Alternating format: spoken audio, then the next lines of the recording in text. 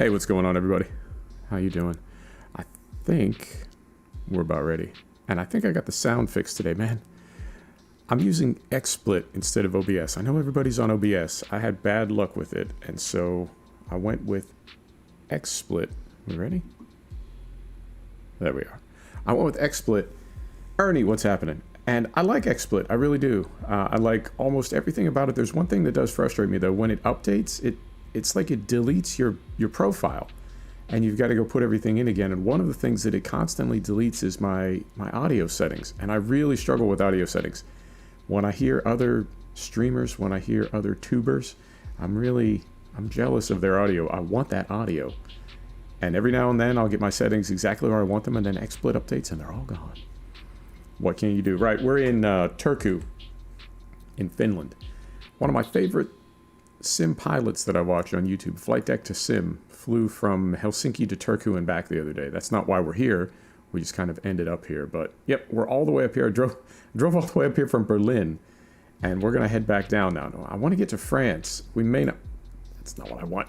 We may not make it today, but we're so far over. There's a couple ways we can get to France. We can either come all the way down. I mean, if we get a trip directly to France, then we'll just take that one. But if we have to do it in two trips, we can either come down like the western route, or we can come down through the Baltic states, I believe these are called. So let's see what we got going out of Turku. And we're in the MAN, and we've got the B doubles on. So let's see what we got. Anything going to France? Germany. I mean, that's pretty close. Norway, that's the wrong way. Yep, same. Denmark. I think this first one, I mean, this will pay us the most money. 86 grand. I'll take it. 86 grand to Osnabrück. All right. And we've got, what looks like one ferry crossing from the town that we're in. So if we need to sleep, that'll be perfect, because we'll get a little bit of sleep on the boat, and then we'll just drive all the way down here. Okay. So let's take that one. I think we're okay on fuel, and we'll be on our way here. All right. Pick that up. Windows down. Lift axles are up. And they want us to pull out of here. We can get turned around. They want us to pull out of here and then make a, looks like a left. All right. We will be on our way. So I saw today, I got no notice of this. I didn't see any notice for it at all on Steam. Siren, how you doing? I didn't see any notice for it at all on Steam. I guess the notifications all were on Twitter and Facebook, but the British GT pack for SATA Corsa Competizione dropped today, and that is Snetterton, which is a track that I really like, Donington, and Oulton Park. Is that right? Yeah, Donington is in Project Cars 2, but it was not in a SATA Corsa Competizione yet. So Snetterton, Donington, Oulton Park, and I guess there's like 40 teams and 70 liveries, or reverse that, 70 teams and 40 liveries. I don't know. It's a lot of content, but it's 3 new tracks. It's $12, so I went ahead and got that, and I may stream a little SATA Corsa Competizione tomorrow. I would love to find a way to bring racing to the channel. It's something I really, really like in sim gaming. It is a big trailer, and we're going to see how we do with it. I've been doing a little bit better as far as hitting things and hooking things. I try to obviously keep it to an absolute minimum. Occasionally I do snag something, but I'm really trying to never do that. So we will see how it goes. So yeah, we may do a little racing tomorrow, and I worked on the farm a little bit today, and I rallied a little bit today. It was a pretty good sim gaming day, I have to say. And all my skins are done, which I'm super happy about. I was triggered. My OCD was a little bit triggered when I had the skins half done. I feel like I was more triggered when they were half done than when none of them were done. But I got all the trucks over to the new branding now for 2021. So it's all coming together. Go over there. Beautiful. And I also saw... So I unsubscribed from some mods that I was using. Well, they were mods that I have and that I have used, but not lately. I haven't had them in a save game for quite a while. So I figured let's just unsubscribe, and then there's no possibility of us ever bringing those in, and having more mods on the save game complicating matters. So I unsubscribed from those, and then there are 2 now. Day from Hell and a Blinding Headache. That's no good. Drink some water, man. Turn the lights down. Do whatever you do to get rid of a headache. I can definitely sympathize. And let's not hook the guardrail carefully. Got it.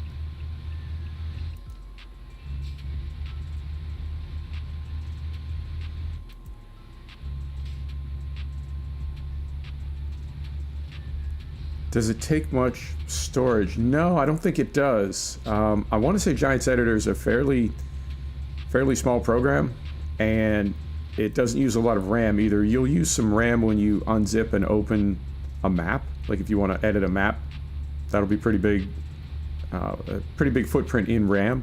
But as far as I know, Giants Editor is not a very big app. It doesn't require a lot of power to run it. So I did see, I ended up with 2 mods that are not from Steam, right? Not via the workshop. I've got a total of 2 mods, and both of them are from direct links from the SCS Soft blog. So I know I'm getting the link directly from the modder. And one of those are some LED light bars. And I saw a note from them, just posted within the past few days, I guess since 1.40 dropped, essentially saying it's going to require a new Blender integration that they don't have yet, so no promises on when or even if that mod will ever be patched up. So the only thing we have running at the moment are skins. When the Sissel trailer packs are updated and the Sissel cabin accessories are updated, I'll bring those in. But other than that, yeah, I think we're going to run a really clean profile, and I would like to get to the point where when a patch drops, it really doesn't slow us down at all. That we can just go to the beta immediately and everything will run smoothly. And there may be some things we need to turn off, like the Sissel trailer pack.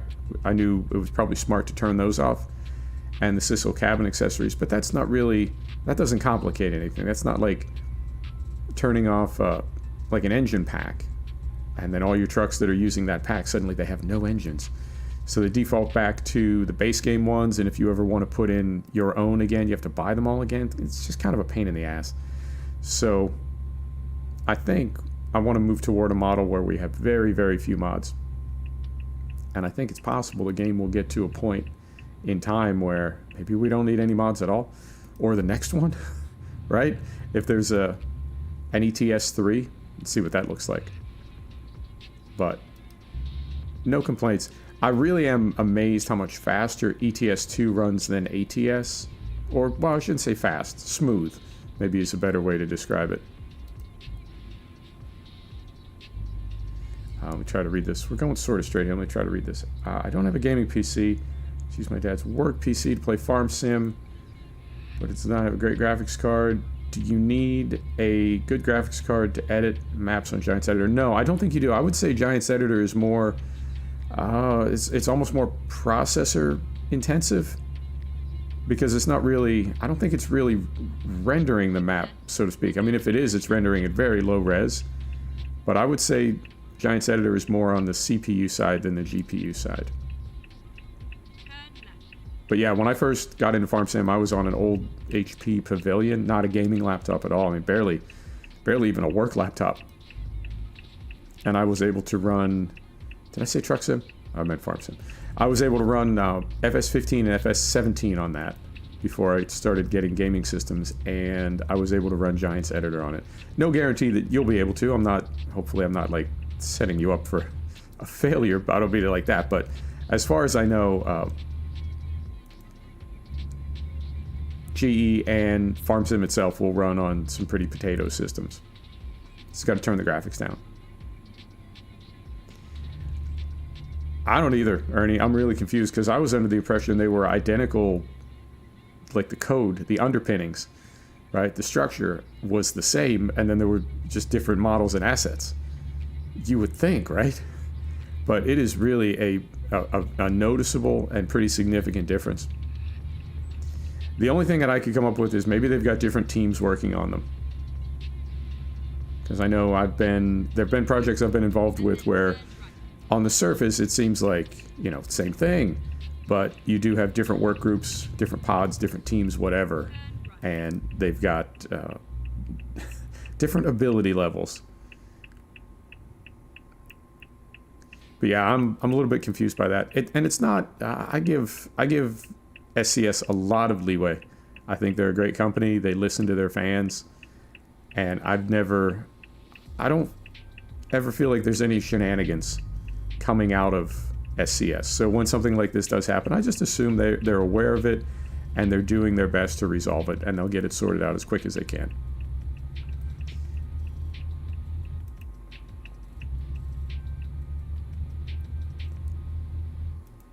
Oh, don't worry, Saren. So you have to have an Giants account. If you Google Giants Editor download, that'll take you to the page. You have to create an account. And then you want to... There's multiple versions of Giants Editor. You'll want to download the one for whatever it is that you want to edit. So I believe there's one for 17 and one for 19 at a minimum. And then... yeah, once you get it open... back everything up, of course, before you make any edits. Create a folder on your desktop or wherever, and I just call it like Giants Originals or Farm Sim Originals or something. Do not edit, and like 10 exclamation points. And those are my backup copies. And I never open from there, right? If I want to work on something, I go into that folder, copy it, and then put it somewhere else and open it. So there's no possibility of it ever like auto-saving over. But yeah, definitely back your work up. And then, yeah, tutorials are great. YouTube is great. And just get in and make mistakes and break things and figure stuff out and be frustrated. Yeah, no worries.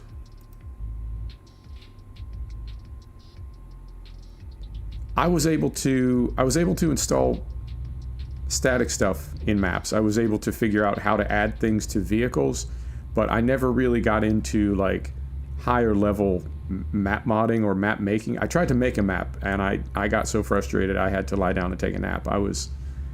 I have so much respect for map makers and modders who do like really big projects. I don't know how they do it, because I've tried to do a few things and it just amazes me how complicated it is and what they're able to pull off and make work and make it run fast and smooth.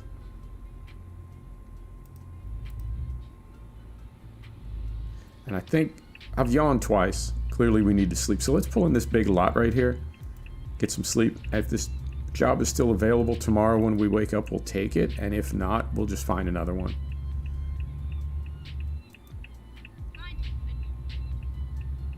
And it is, where's the clock? It's 3 in the afternoon, so we should wake up, like 1 a.m.? So we will drive a little bit at night, but that's not a problem.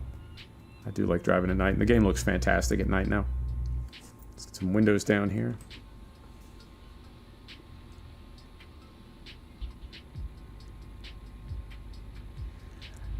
I want to say it's definitely tractors. You'll edit tractors and trailers and implements and stuff. You'll edit those in Giants Editor as well.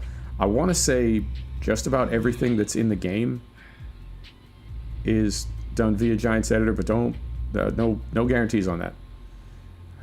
I feel like we've driven... Oh, here they are. I completely drove around these things. I didn't know we had to pull up into an actual slot in the middle. All right, we're pretty long here, so let's see if we can get this. It may give it to us. It may not. If it doesn't, then we will, as we always do, we'll just unhook. Yeah, it's not going to give it to us. So as soon as we unhook, we should get the... Yeah, there we go. So let's pull forward a little bit. Neutral. Set the brake. Parking lights on. Engine is off. Get some sleep. Yep, midnight. Perfect. But you know what? It's not super, super dark. God, look at that. Look at that fog. The game looks so good now. Done a great job with this. All right. So we'll get hooked up. Let's see.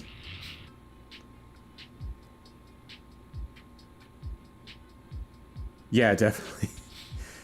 Save a backup, man. Save it remotely if you can. If you got like a thumb drive or something, put it on a thumb drive and put it in another room, like physically separated. Anything you could do. All right, and these are still available. We got another 6 hours to pick these up. Perfect. Time to get the job done. All right. Are we set? I think we're set. All right. Engine is running. First gear. Here we go.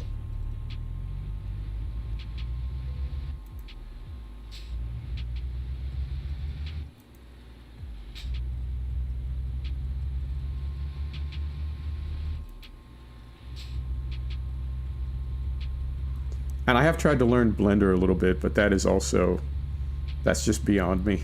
I'd like to learn it, but between between lack of native ability, for lack of a better word, and also lack of time to put into learning it, I've just kind of stayed away from it. And we're gonna creep right through here. Nothing to see here, folks.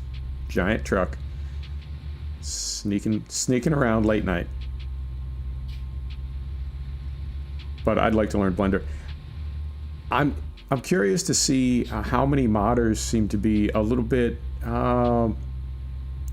intimidated. Maybe that's not quite the right word. It seems like a lot of truck sim modders with 1.40 are just, I wouldn't say they're throwing their hands up, but I'm definitely hearing a lot of like, wow, modding for truck sim is going to be a whole new thing now. So apparently this lighting that they came up with is very complex and very different than what people are used to.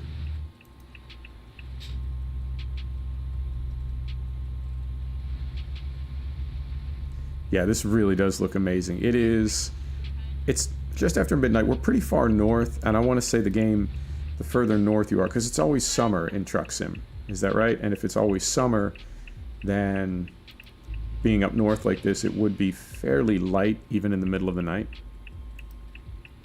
But just all of it, the lighting looks so much softer and more natural now, a lot more realistic.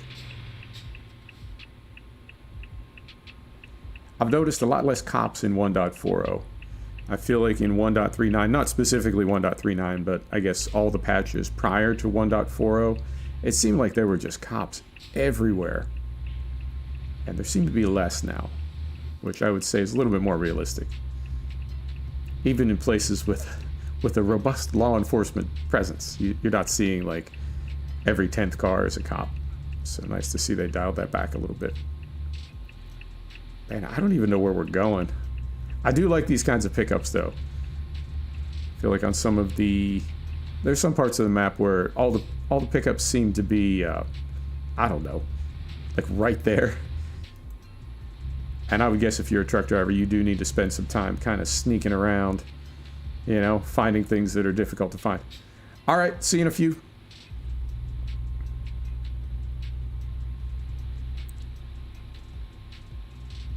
But yeah, I like these out of the way pickups and drop-offs. It feels very, I don't know, industrial, you know, because these pickups would be, some of them would be right in a downtown area, but a lot of them would be, you know, down by the docks, out in the boonies.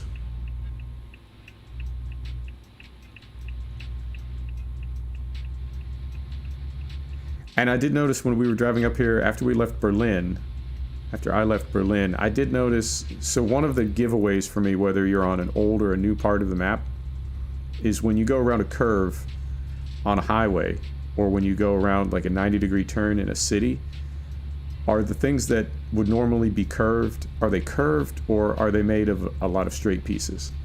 So like the handrails above the sidewalks on 90-degree turns in a city, or the paint stripes, the fog stripes next to a highway when you're going around a turn like this. So this right here, if we look down to our right, it's just a smooth continuous radius. I feel like very early days in the game that would have been made of a lot of little single straight lines. And that was, I noticed it a lot in Germany in particular, I think because that is the oldest part of the map. But as I was leaving Berlin, I was noticing that I wasn't noticing it. Hang on, and I've got to get some coffee. I'm super, super dry. Hang on. Beautiful. All right. So we want, what are we hauling? Oil filters. Taking oil filters from Turku to Osnabrück. You got it. 86 grand. All right, and we've got 30 hours to get it there. Beautiful. All right, and that's right there. And our trailer's pointed mostly straight, so I don't think we're going to hook anything. But as soon as possible, I want to get over by this fence so we can, you know what I'm saying? Make the left turn and have it straightened out. Try to get it all in the trigger. There we go.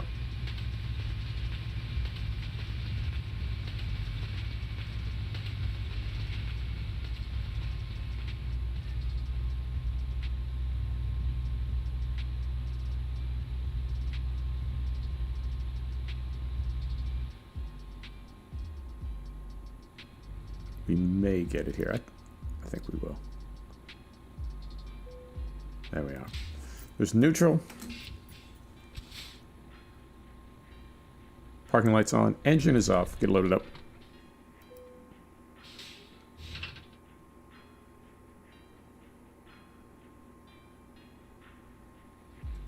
I think it's amazing lighting, Foxy.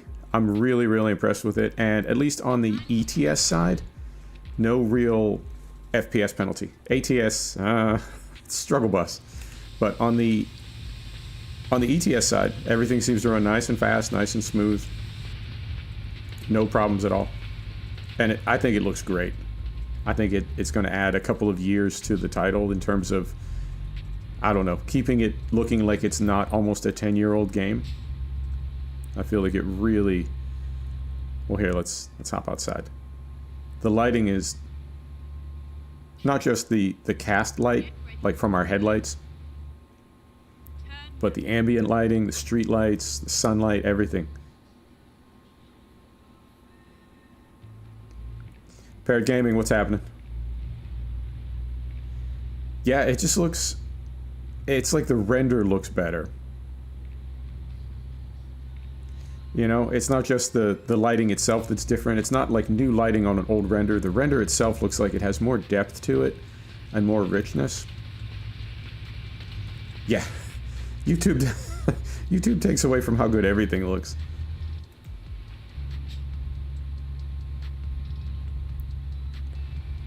It does look like a mod. You're right. It looks like we're running Reshade or something, but at the same time we're doing things that Reshade couldn't do. You know, Reshade could, I don't know. It could tweak some things, but I don't think it could tweak like the core shaders and the core lighting. That has to come from SCS. I think they've done a really, really good job. Can't believe this engine is 20 years old. I know I say that all the time, but they've really done a good job with this. It just looks, I don't know. It looks like a different game. It looks like a new game.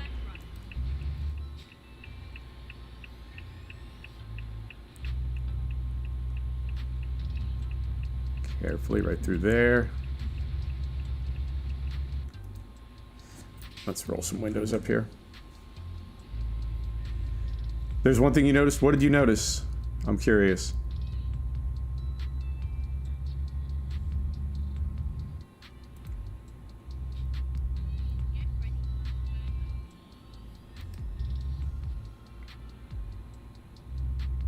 I'm trying to stay out to the left a little bit.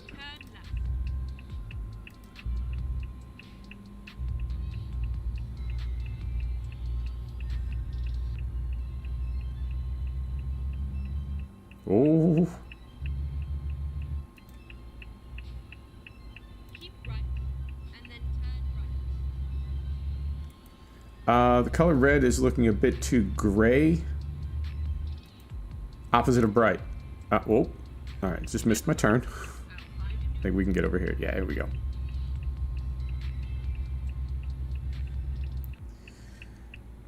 Alright, I'll take a look. Let's look for some red lights. I haven't noticed that personally. I mean, the main thing for me is I'm seeing like this sort of cast fog around the lights.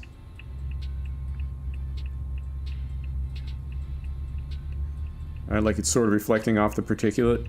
that's directly around the light.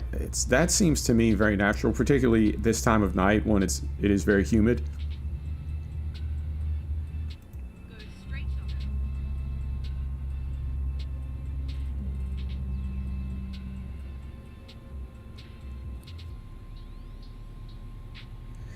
Oh, okay. You're talking about paint color versus like a red light or a tail light or something. I got you. Yes, I did notice that too. And in fact, where I notice it the most is I've got the red loose nut indicators on my wheels, and they're like a deep, deep, deep red, which is not at all the same as the red that I have selected, if that makes sense. So the red that I have in the picker is very bright, but the red that ends up in-game is very, very dark. Yeah, you're right, it is kind of gray. I got you now. I thought you meant the, like taillights and that sort of thing. And then turn left.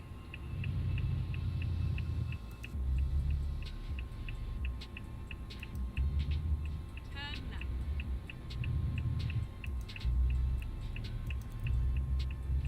And I don't know how they do it in Finland, but if I was Finland, I would keep this traffic light operational late night, because it is, or it was, a minute ago, it was awfully busy.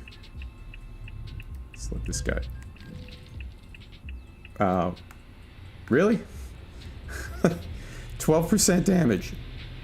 I mean, okay, hang on. Let me get myself together here. That was upsetting. All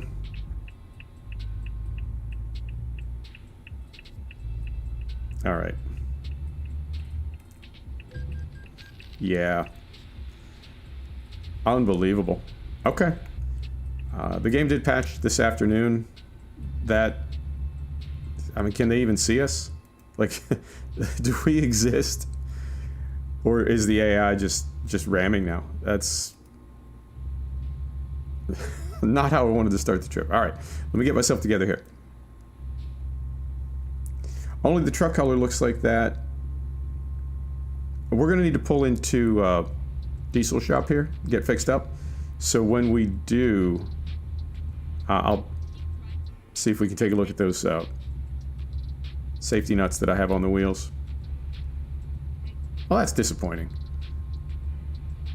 I don't know, man. I don't think that was me. Unless we were just moving through there too slowly, and that caused the AI to not detect us. You're right. You're right. It is Finland. My summer truck driver. Oh, I gotta shake it off, man. It's, you know, the thing that bothers me the most about that is the immersion is just like non-existent at this point. Yeah. For a minute, I thought that they had disabled the damage and the ticket when the AI hit you. Because I got hit a couple times and then there was no real consequence. Okay, so there's nothing coming. There's absolutely nothing coming. And then I'm going to slow down because I don't want to get hit by these fools. All right. And then, oh, you gotta be kidding. And then they all stop for me. Good grief. All right. It's only pixels. It's only pixels, he told himself. Yeah, that's one of those things that it's... I think it sort of reinforces to me that we are... The thing about immersion is you do build, like... You build an experience over an entire session. Really? Oh, the traffic signals went back to not blinking as we were passing through one, and we got a ticket. All right. I see what kind of game this is going to be. Fried, how you doing?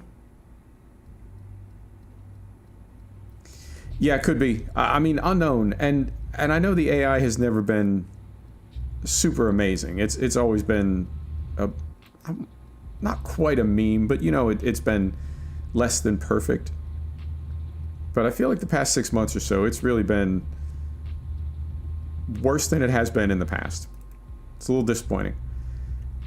And it's... I mean, the best way I can describe it is, like, if you go to see a movie, and you see the first hour and 50 minutes of the movie and it's awesome, and then something happens and you can't see the last 10 minutes, it's not okay. It's not like, well, you got, 90% of the movie, what are you complaining about?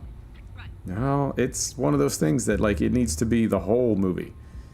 If you don't see the ending, the beginning doesn't really matter. And I feel like with a sim session, it's kind of the same way. If anything sort of disrupts it, if anything interrupts it, then it's not ruined. I don't want to say that, but it takes a minute to sort of, you know what I'm saying? It's like sanding wood against the grain. You can fix it, but it's going to take more work than if you had just done it right in the first place. So it'll take us a minute to, like, overwrite what happened and get back to a good place. Busy day. That's good though. Busy days are good. And what's today? Wednesday. So I think Wednesday's a good busy day. Wednesday and Thursday are good. Monday, ease me into it. Friday, I like to kind of coast, but I don't mind a busy day now and then.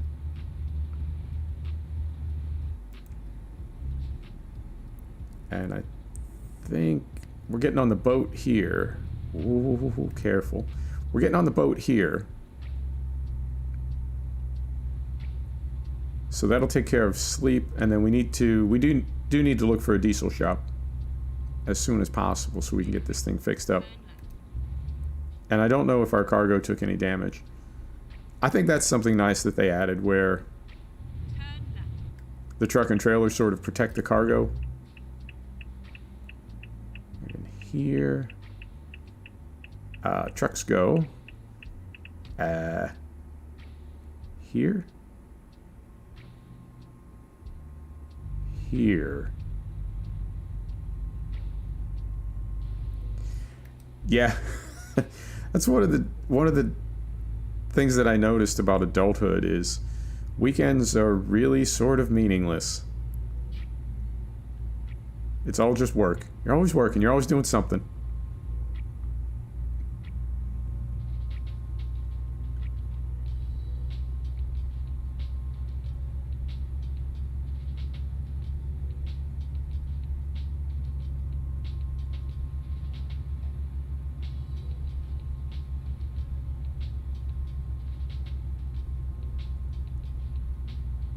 And I think we passed through Stockholm? I don't know. Surely we'll pass through some city that has a diesel shop and we can get this work done. You gotta keep hustling. It's not easy out there, Fred. You gotta keep hustling. And I think, let's go ahead and put the windows down. And let's go set the brake, lights off, engine off, and then we'll take a look here. Okay, only one place we can go. That's fine. So that will take us across to Sweden. Beautiful. Just like that. It's morning.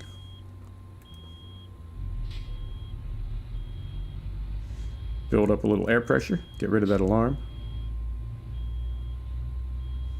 And I think we've got, if I can move the camera around here, those are down. Those are up. Okay. I do love this game though. I really do. It's super relaxing for one thing. But there's just something kind of zen about it too. You're not really doing anything.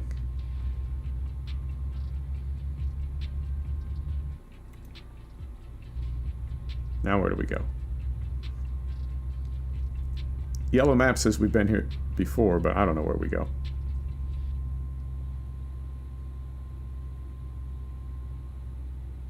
This side? Looks like... yes? Yeah, right down here. Little ATS last night. What do you think? Did you roll to the beta, or are you on 1.39?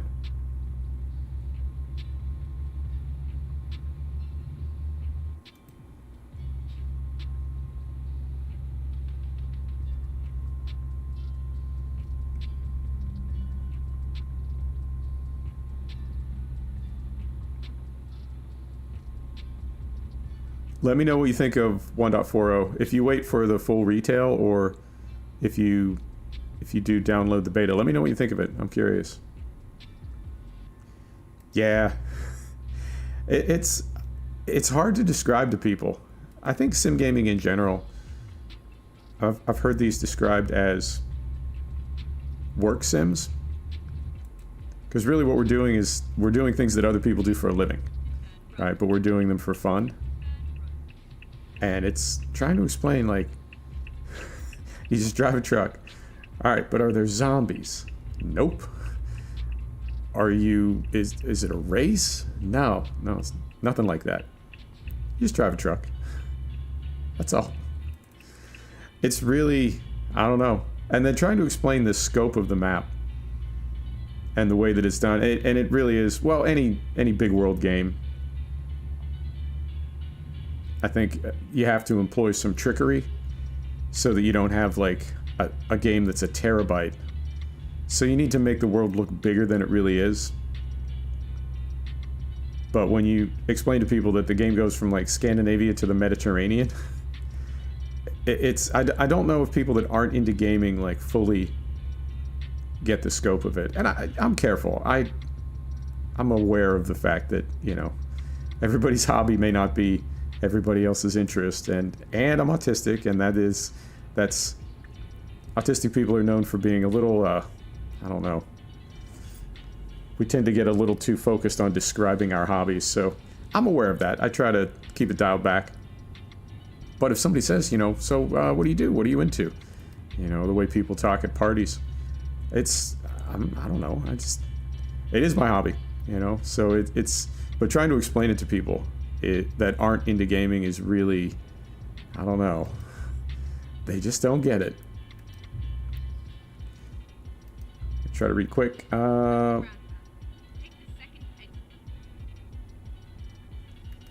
Yeah, I feel like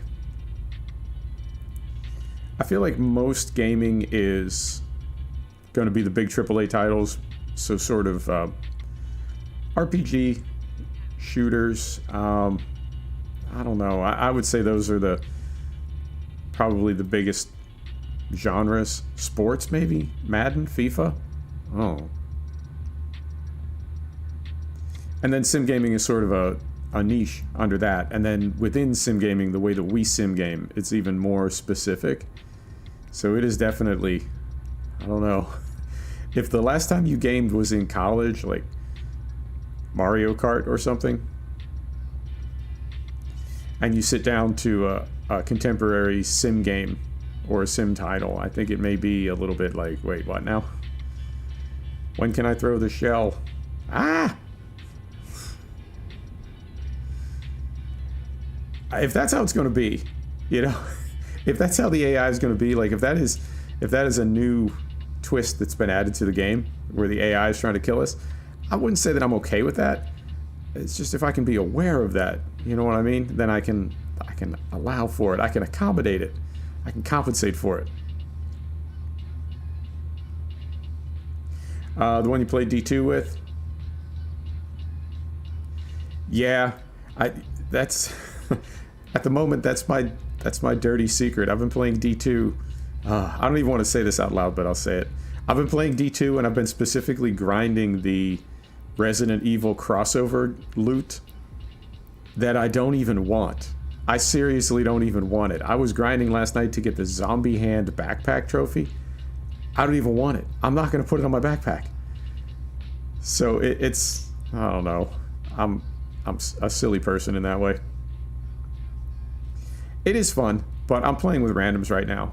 I had some people that I was playing with, but there's a certain type of personality that it's like they can't not talk about politics. It doesn't matter what they're doing, they can't not talk about politics. It's like Grandpa at Thanksgiving dinner. And I went ahead and unfriended those people and left that clan. I felt kind of bad because I didn't tell them why, so, you know, flute song, hang on. Get rid of that. I didn't tell them why, I just dipped. And I don't think they're terribly, like, torn up about it, but It's one of those things where the part of me that is conscious of etiquette feels like I should at least let them know why. But in 2021, in the era of social media, telling somebody, you know, I'm leaving your gaming clan and this is why, it sort of sounds like I want to have a conversation about this, or I want to tell you how I feel, or I want to debate it, or something like that. And that's not the case at all. Like, it's okay. We're not really that close. Everything was better in the past. Yeah. Nope. It was just you that was better in the past, Grandpa. I love it when boomers say, you know, when I was in my 20s, we weren't staring at our smartphones all the day. And it's like, yeah, it's because you didn't have them. If you did, you would have been staring at them all day. Or are you telling me that there was something about your generation that was not all about talking to your friends and seeing porn? Right? You were so far above that. You didn't talk to your friends all day. You didn't want to see boobs. So, yeah, there was no golden era. It was just people were having a lot more fun in their 20s than in their 70s. But I didn't want to have that conversation, and I certainly didn't want to give them the impression that I was like trying to, I don't know, make them feel differently about it or something, or correct their behavior. We're all adults. People don't typically change once they get past about 15 years old. You are who you are. So that's cool. So I dipped, and now I'm playing with randos, and it's not nearly as much fun. It's just really not. So, and I don't want to necessarily find another title like that. I mean, I own Tarkov. I think about reinstalling it sometimes, but yeah, probably best not to. That's a very stressful title for me.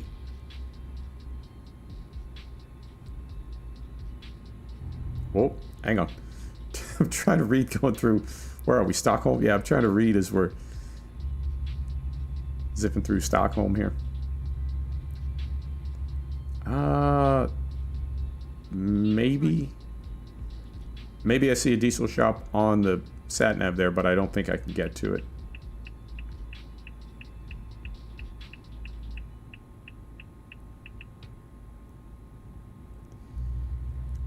It's an amazing game, Fried. It is. I've never played another game like it, and it is, to me, it is the perfect shooting game. It's absolutely amazing, but I'm not quite good enough at it to be able to play it in any type of not even a competitive way. I just can't hang. And it's really brutal because you lose your gear. When you die, people can loot your body and take your gear. So you can find things in raid and take them out, but if you die in raid, everything that you're carrying can be looted and it's gone. And it can be very, very expensive.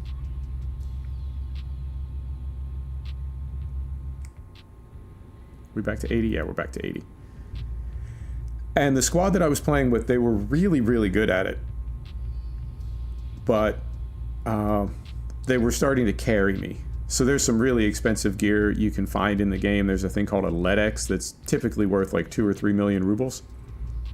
And it was like every raid that we went into, somebody on my squad was like, bro, here, pick this up. And they would drop a LEDX that they had brought in. So they either had one or they bought one, brought it into the raid, dropped it for me. You have a case that you can carry. It's only got a few slots, but there's a case that you can carry that anything that you put into that case can't be looted from you. So if you find something like super, super valuable, you put it in that case, right? Put it in your prison wallet, and then it can't be taken from you. So as soon as they would drop that LEDX, I'd put it in my Gamma, and then we'd do the raid, and whether I got killed or not, I would keep that LEDX, sell it for a few million, and then I would have money to buy more guns and armor and stuff. And they didn't mind doing it. They were all sitting on like 40 and 50 million rubles, and I was on like 700,000. So they didn't mind doing it, and some of them DM'd me and were like, bro, we just want to play Tarkov with you. It's not, you know, it's not a big deal. We just want, we'll do whatever it takes to keep the squad together, and we want to play with you. But I felt really bad about it. I felt like they were carrying me, and it was embarrassing, you know, and I had some good raids. But there were too many raids where I mean, I guess I was making money, but I was making money so slowly that it wasn't really fun for me. So yeah, that's my Tarkov story. But I think about reinstalling it all the time because oh man, it's a very intense game.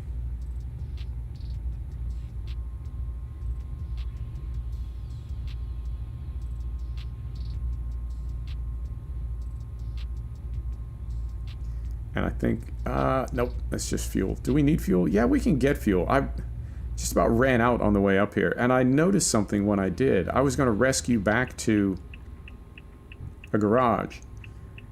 And I realized that there is an option now. I don't even know how long it's been available. But if you go to your F7 menu, there's an option now to have fuel delivered. It's expensive, but I guess you can have 50 liters of fuel brought out to you.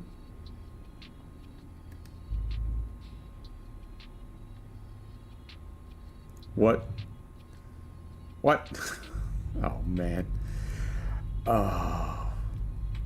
Alright. So we'll go to the next fuel stop. Nothing to see here. Avert your eyes.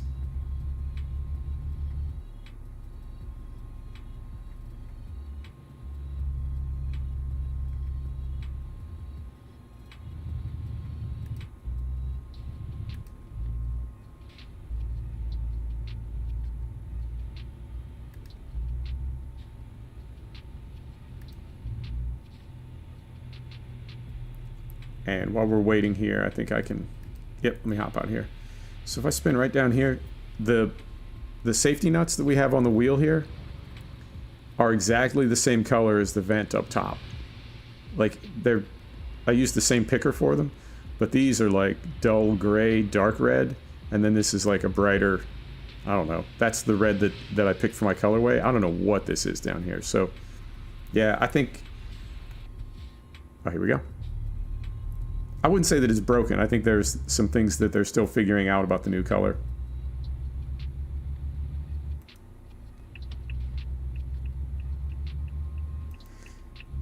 Call of Duty? Yeah, I mean, there's a reason it's as popular as it is. And I know you can... I know there's like endgame and post-endgame content for something like GTA 5. But I feel like Call of Duty and titles like that, they really just lend themselves to being... sort of infinitely replayable, you know, and even the multiplayer content for Red Dead, I heard a lot of people tried it and were like, yeah, no, this is a story-based game. Once you're done with the story, there's really nothing to Red Dead 2 anymore, which is not to say it's not a phenomenal game, but it's a story-based game. Once the story's done, now what? You know, so something like COD, I think, because it has less story, or should, anyway. Yeah, exactly. Yeah, that's that loot grind, man. That is... I love it when people study that or, like, write their PhD dissertation on being addicted to loot in gaming. And that goes all the way back to, like, World of Warcraft. I mean, I played tabletop games when I was a kid, but it feels like it wasn't quite the same, and I don't know if it's because, you know, the way things are delivered instantly and digitally, and we can spin them around and look at them. When you're playing a tabletop game, and your DM tells you, you know, this is what you found after that battle, you can look at it in the book, and they can describe it, and you can look at the stats and everything, but it's not the same as seeing it on screen and spinning it around and, you know, looking at it in a different light, or, you know, you get some part and you add it to your gun. I think that's been like a recent thing, the past 10 or 15 years, and I do think some people are really addicted to it. I have to be careful with it. Like, I'm joking about Division 2, but I want all 21 pieces of that Resident Evil kit, even though I don't even want it. I just want it. So I think it's not even whatever it is that we're hunting or gathering. It's not the thing itself, it's just the act of hunting and gathering it that releases the dopamine. And that's what we get hooked on. So I try to be careful with it, but I'm a sucker for that stuff. I say I hate a loot grind, but I feel like I secretly love it. Or I'm literally addicted to it.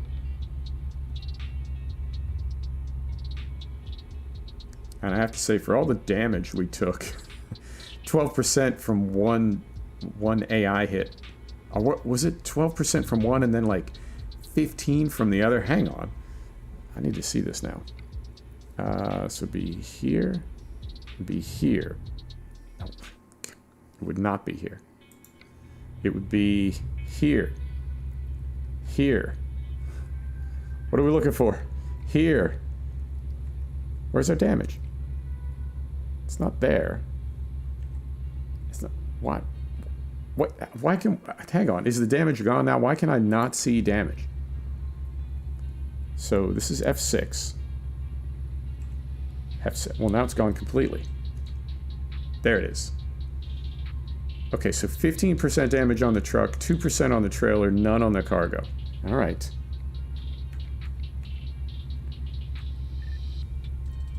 Fishing around for buttons here. You know what would be funny? If I was trying to look at damage on the truck and I wrecked the truck.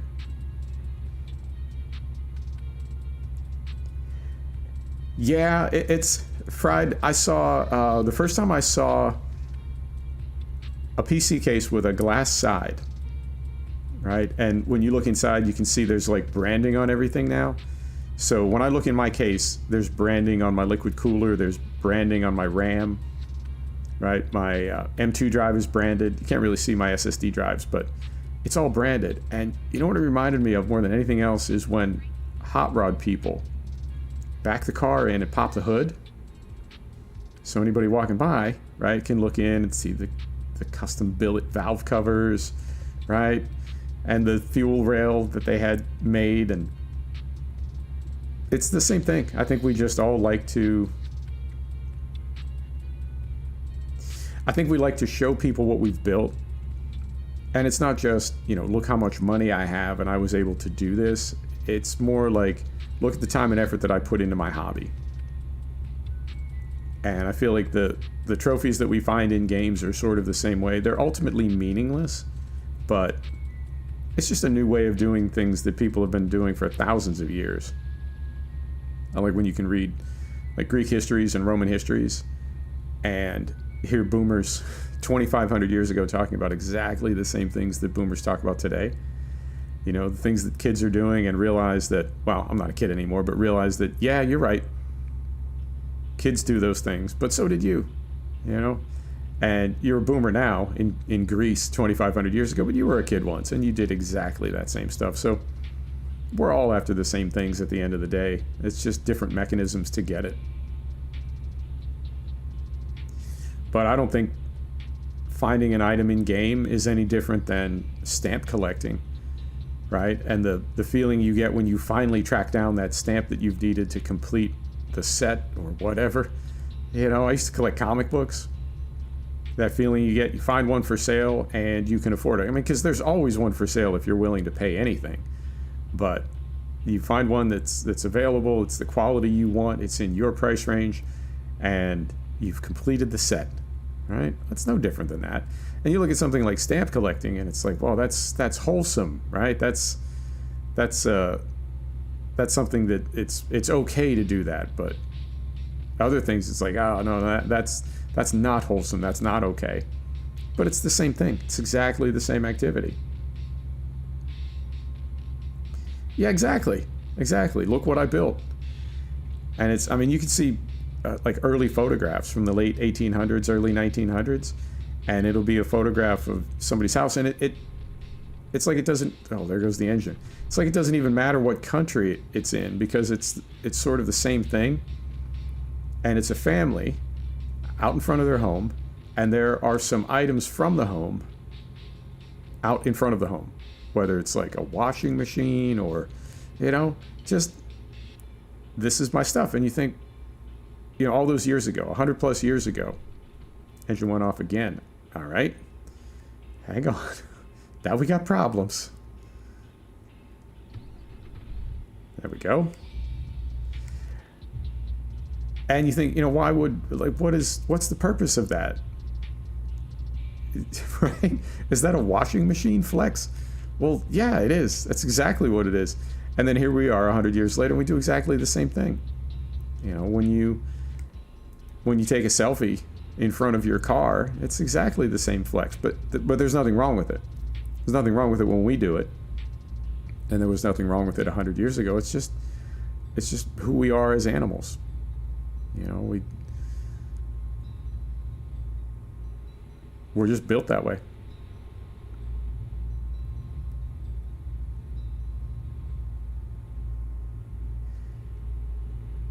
Yeah, that stuff's all hardwired in.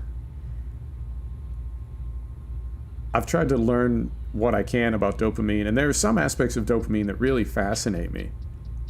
Like, obviously, the number one thing that releases dopamine is sex. Okay, well, got that, right? Gonna continue the species, got that.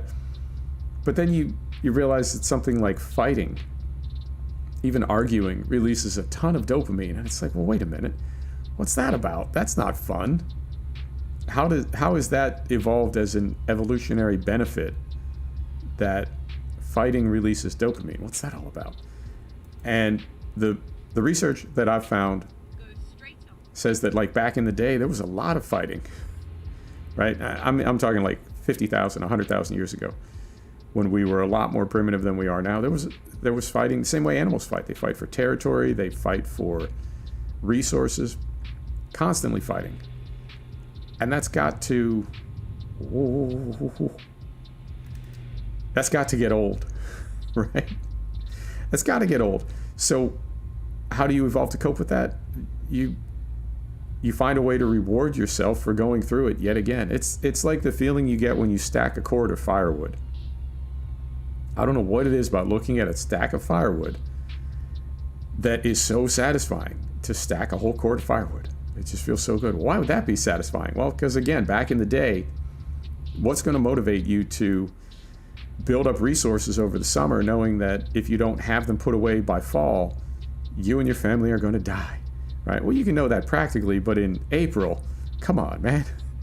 I don't want to cut wood. Not in April. I've got time. I'll do it later. And so we evolved to enjoy observing surplus. Seriously, like that's not a made-up thing. That's a real thing. We get a nice feeling when we observe surplus in our own world. Oh, we got engine problems here. So many engine problems. So all of that stuff. I mean, if you have a chemical response, that's not something you pick. That's built into your brain. And when you think about the things that give you a chemical response, and then wonder, like, looking back historically, anthropologically, what would the advantage of that be? I see a diesel shop. Let's go get this fixed right now. I see one not too far from here. We got plenty of hours to get there. Let's go ahead and get this fixed.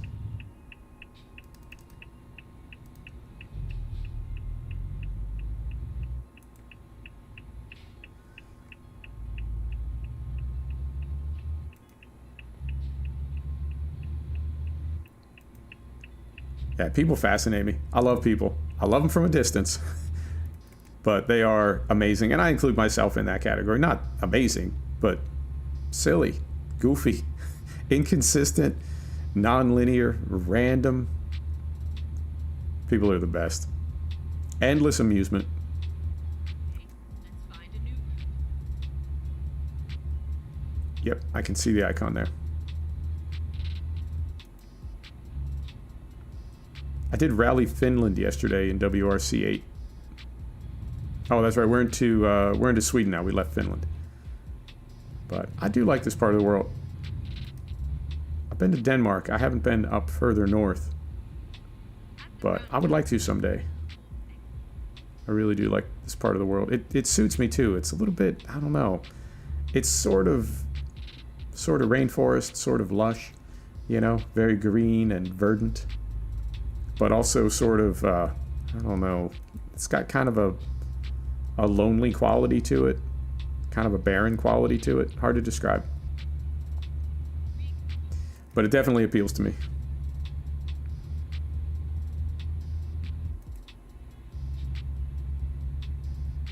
Alright, so here's what's going to happen. Let me lay it out for you. We're going to get fixed up here. It's going to cost us like 80 grand. Get ready to turn right. And as we're leaving, we're going to get T-boned by somebody else. Turn right.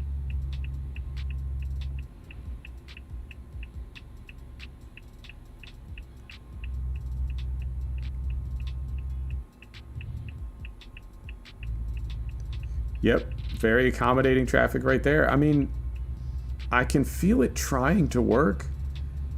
It just seems unreliable, maybe. Is that the word? Inconsistent? Like right there, that was perfect. But the two trucks that hit us, I don't know if what the game is trying to say is those trucks are bigger and heavier, and so they would take longer to slow down. But, I don't know. I mean, I couldn't even see them when we pulled out, so I feel like we definitely had clearance. So, hard to say. I mean, I think any kind of realistic AI behavior is really tough to model without it being just completely fake, right? I mean, you could set it up so that if the AI detected any player within 500 meters, they just come to a complete stop. Well, that would work. You'd have no collisions whatsoever, but it wouldn't be realistic at all. I think the goal is to have traffic that behaves like traffic, but that doesn't run into you.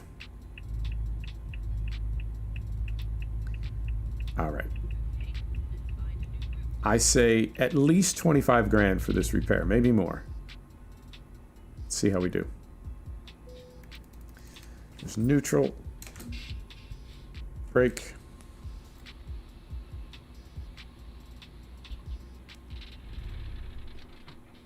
All right, here we go. Service. 18 grand. Okay, I'll take it. And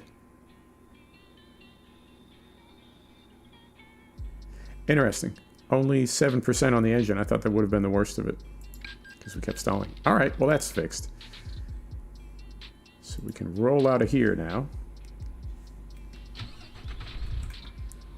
And we definitely need fuel. Oh, if I can see it. Yep, we definitely need fuel. So let's see if we can find a fuel stop on the way out of town. Brakes off. Lift axle up. Here we go.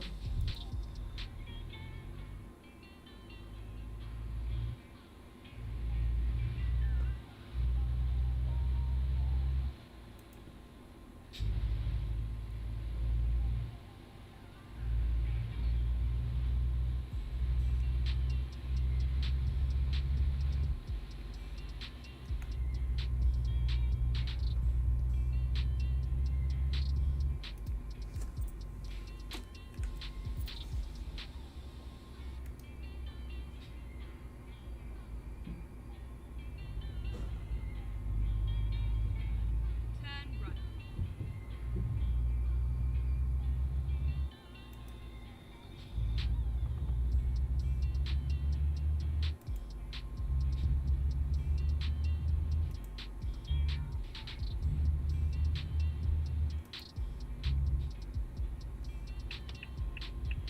At the roundabout.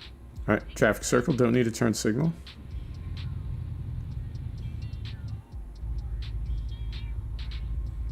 Exit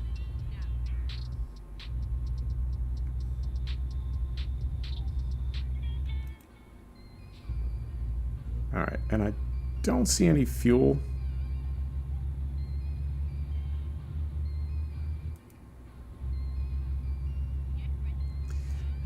I have, but not seriously. Turn left. Let's make a turn here. Just sort of a pickup game. I've never, I would say I probably have less than, everything combined, I have probably less than 10 hours in the franchise. I was more Medal of Honor. That was more my speed. Man, I was so disappointed when, was it 2K10? What was the last Medal of Honor? And it's supposed to come back, isn't it? Is Medal of Honor, they're going to reboot it? Oh dear. This isn't looking good. This has been a cursed stream.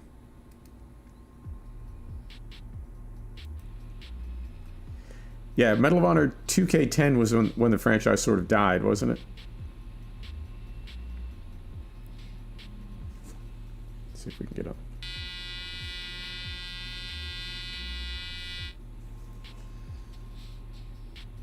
All right.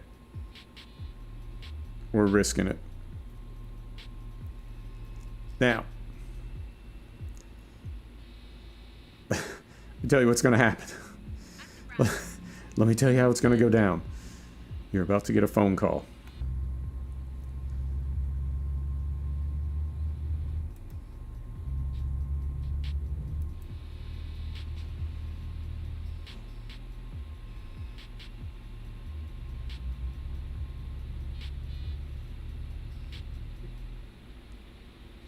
Yeah, it is amazing to me that different franchises have a completely different feel, even if you're sort of doing the same thing. And that there are some titles that work really, really well and other titles that don't work at all. For you as a player. I mean, not for you specifically, but for... Jesus.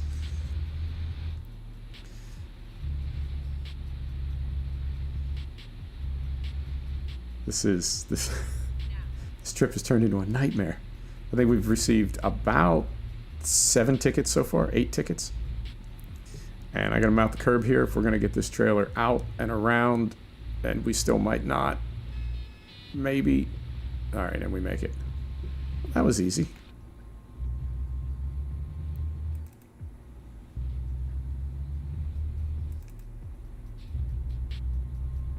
It's like the difference between Postscriptum and Hell Let Loose, or Squad and Arma. You know, from one perspective, it's like, what? It's the same thing. But there's so many little differences. I think one of those games will work really well for somebody, and the other one just won't. So yeah, I was always on the Medal of Honor side, and I was disappointed when that franchise went away, but not completely. You know, it's not... I feel like games come and go, games evolve. It's nothing to get too hung up on. Man, I saw... so that new content dropped for a set of Corsair Competizione today. And I saw people like ranting. I don't know if they were just clowning, if it was memes, I don't know, but like people just absolutely going off. Like, this is what happens with developers. They don't miss their they don't make their deadlines, they miss their deadlines, they don't care about their fans, and we just keep buying the DLC and they don't have to treat us right. And people were like, bro, what are you talking about? It's not even late yet. It's the same day. It's what deadline? What do you don't? It's and in one of those threads that somebody had posted, like, oh, it's okay. It's up in Steam now. It's downloading. And one of the people who was complaining was like, doesn't matter. Too late. So I think they may have been just clowning. But that sort of take, like, it's this. Okay, it's way in the back. I couldn't. Yeah, there it is. It said there was fuel here, but I couldn't see the fuel stop from up front.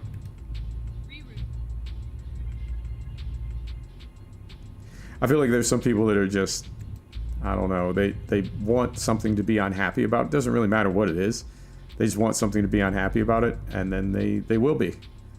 But it doesn't have to be anything specific. They'll just pick something. That random thing, that's what I'm going to be upset about. Alright, so down to neutral. I'm going to save this trip. I want to save this trip and somehow make it all okay. Alright, get fueled. I'm going to have some coffee.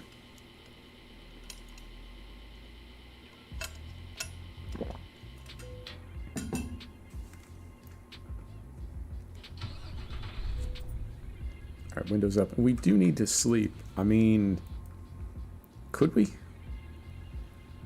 Could we? See if we can.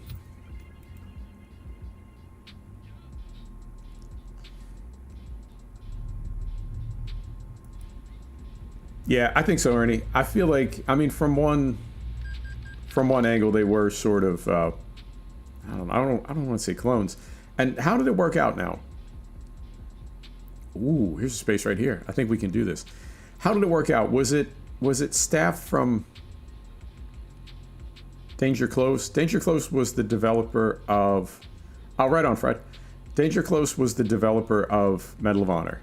And then they left and formed the studio that released Call of Duty. Is that how that worked? I don't know. Something.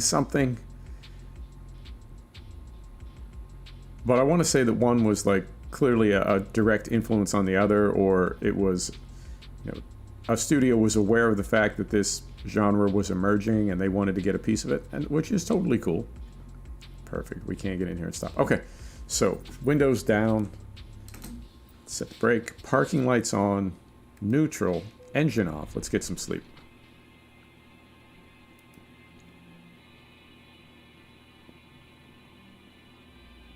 Yeah, it's always summer in ETS because it's 5 a.m. in Sweden and it is bright daylight. So, safe to say, always daylight up here. All right. Lift axle is down. Here we go. Yeah, exactly. Something like that. Some group left some studio and formed another studio and did something else.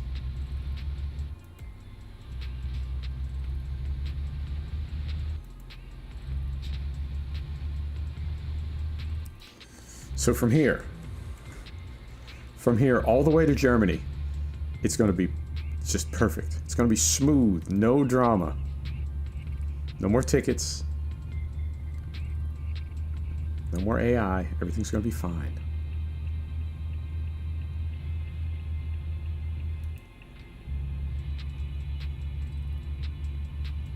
It's funny to see like the first Medal of Honor game and remember how we used to play it and how much fun it was, and look at it now and it's like, oh, it's making my eyes hurt.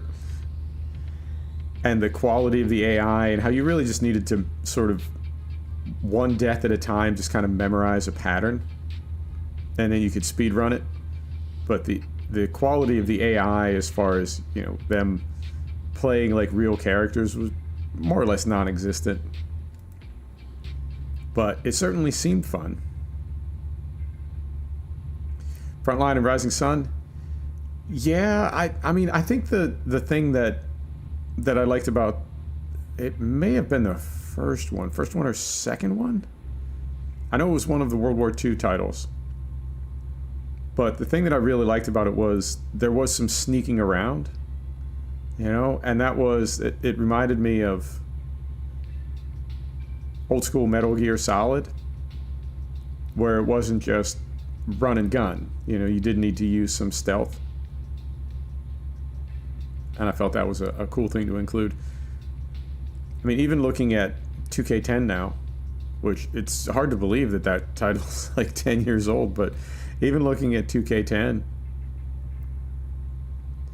it looks good, but it just doesn't compare to any contemporary game.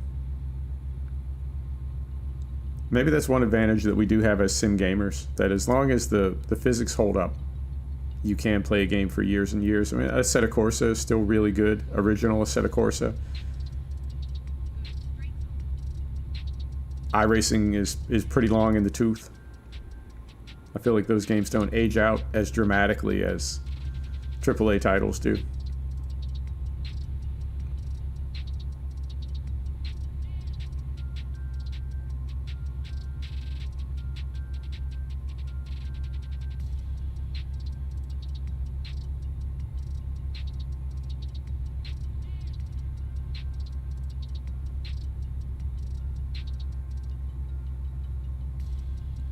Yeah, multiplayer's tough for me in general, but I'm not a fan of BR.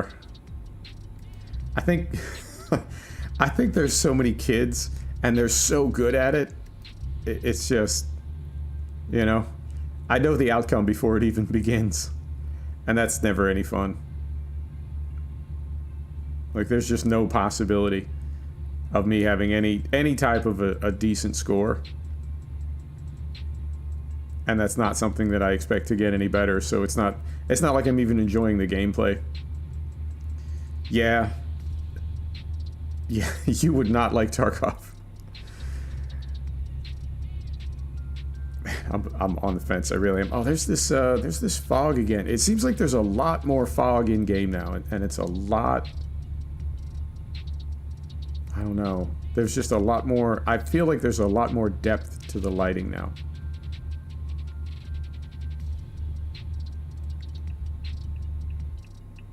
Something going on up here. Hang on. Some kind of drama.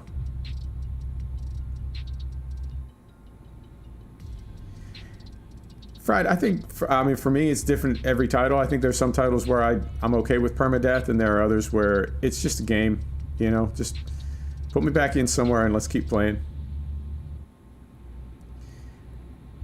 Yeah. I can relate. I hate Tarkov. It's the best, to me, like for my criteria, it's the best shooting game ever, and I hate it.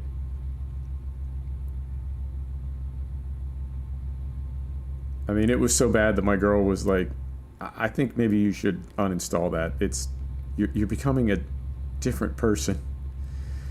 And I mean, she was clowning a little bit, but not entirely. Like it was really stressing me out. Yep, it's FPS. I'd say it's 80 or 90% FPS, and then the rest is looter shooter. But it's not. It's all practical loot. There's a few cosmetics, and there's some stuff you need for quests. But it's not... the loot is a lot more significant than, like, Destiny or... You know, it all does something. It's not just cosmetic, and it's not redundant. It's not like, well, you know, all the guns are balance of power, so it doesn't matter what assault rifle you find or what subgun you find, they're all BOP. They're all radically different, and then you can build them and modify them. And like the ballistics is real, bullet drop is real, the armor classes, everything. It is. I mean, you need Reddit to play it. You need to download spreadsheets to play it properly, and it's all dynamic because they're constantly patching and fixing things. So you can have a meta build, and then the game patches, and your meta build is worthless, and you need to go about crafting a new build. But again, even when you get that gear, you can lose it in any raid. I mean, you can buy more of it if you have enough money, but if you have a rig that works perfectly for you and you lose it in a raid, and you can't afford to replace it, you may need to... are we getting off here? Right. Then you may need to go with another rig that you're not familiar with, or it doesn't work as well for you, so it's very stressful. And there are people that play it solo, but I always played with a squad, and there's a ton of teamwork and communication, and I always felt like a lot of pressure to be a good member of my team. 1,001 vids. Oh, damn it. I wanted to do something special for my 1,000th video, and then I didn't even know I was posting it. All right, well. All right. There you have it. I really thought I'd have 1,000 subs before I posted 1,000 videos. Oh, YouTube. I love you.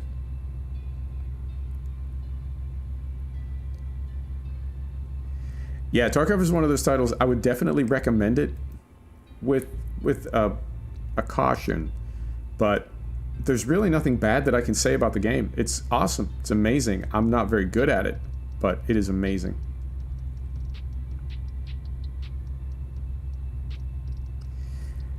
You know, I'd like to. It really feels deliberate at this point. It's kind of pissing me off. Because we went 10% per month for 3 years, and then just as we got to 1,000, it leveled out.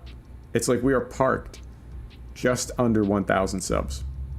And 1,000 subs is when I'll be able to monetize. Now, what YouTube probably doesn't know is I'm not going to monetize. I'm not going to make you sit through ads so I can make $5 a month. I wouldn't do that to you. So I'm not going to monetize. But I feel like that's the... I really do feel like they're capping me. I know, it sounds a little paranoid, but I really do feel like they're capping me just below 1,000 subs so I don't monetize. It's amazing. The goal as it stands right now is to get to 1,000 and then begin to split the effort between YouTube and Twitch, with a goal of at some point transitioning to Twitch entirely.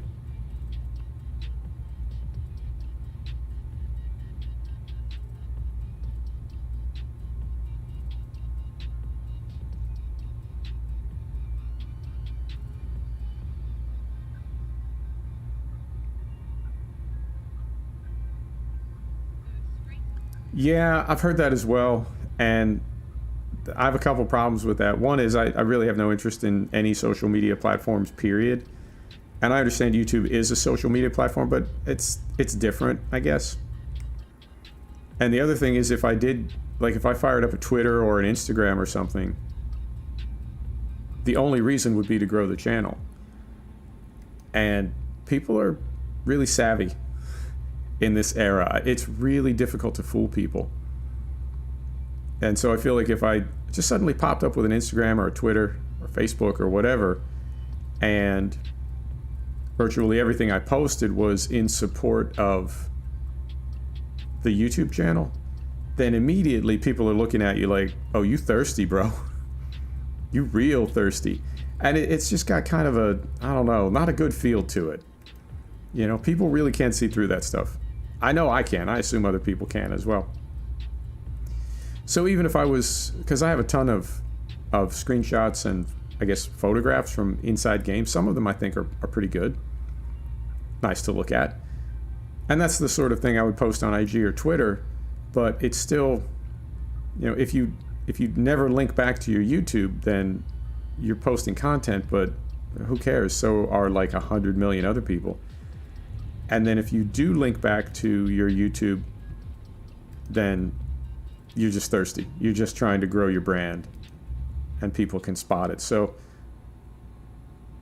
that's why I've avoided that. All right, 172 euro.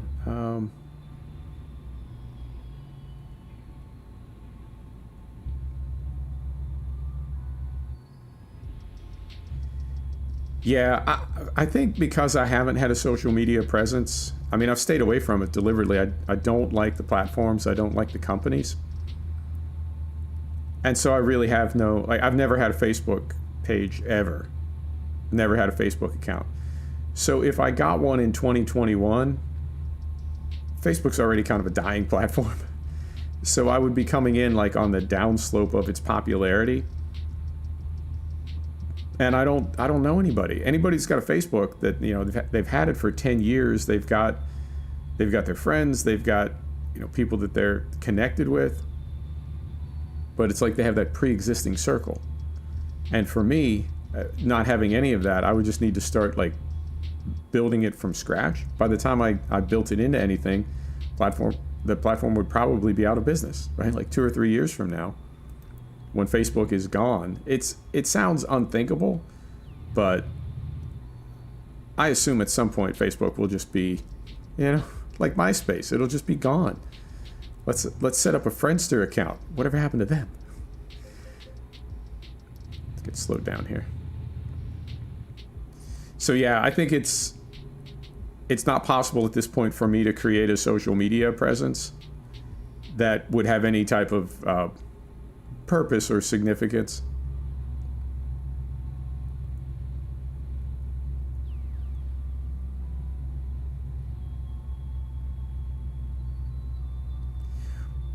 What's Reddit? I mean, it's the same thing. It's like an all text Instagram. It's just people flexing, likes, dislikes.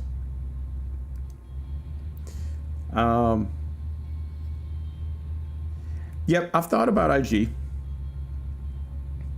I've thought about it, and I think I've got some in-game photography. I call it photography. It's not exactly what it is, but you know what I mean. But I feel like I've got enough images that I could post something daily to IG that might be something that somebody would look at, and it would, you know, it would work for them. It would cause a response in them. And to me, that's all art is. If you can create something that makes people feel something, that's art. So I've got images that I could post. But then down at the bottom, you've always got to link back to the YouTube, and that's when it becomes You know? Cringe. Eye roll. All right, bro. Keep growing your brand. So I feel like there's a kind of a natural, organic way to brand something, and then there's sort of a clunky, you know, just awkward way to do it. And if I tried to force a social media presence right now, that's what it would feel like to me.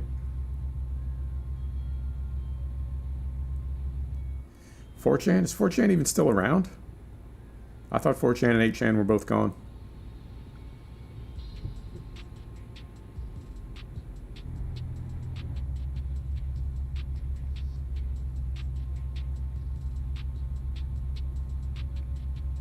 Interesting.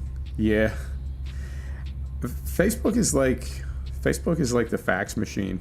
It was a really big deal when everybody had one, but then when something better came along, you know, who's got a fax machine these days?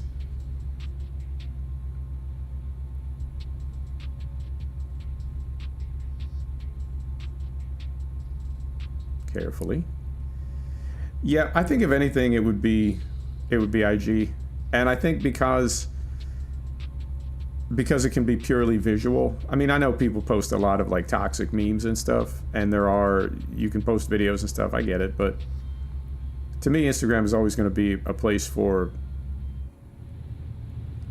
images and I don't know, visual communications. Is that a good way to say it? Is that 2 hours? 90 minutes. All right, my voice is starting to go. I'll have a look. I mean, I've heard the same thing, that there are a lot of people doing in-game photography. And the nice thing for me about putting my work in amongst the work of other people that are doing the same thing is I always look at my work and I don't like it in that context. And so I find seeing other people's work to be very inspirational.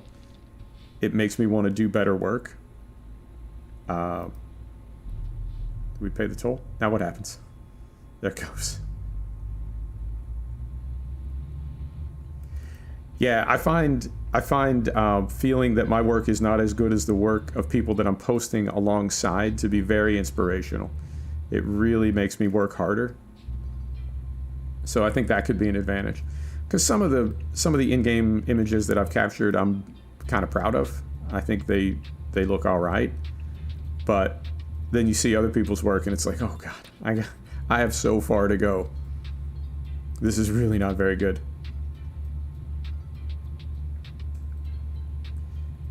Yeah, that's a nice way to put it, Fried.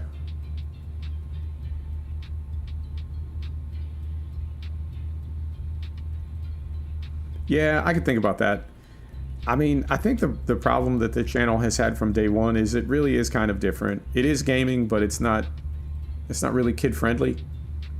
But it's also not really it's not boomer.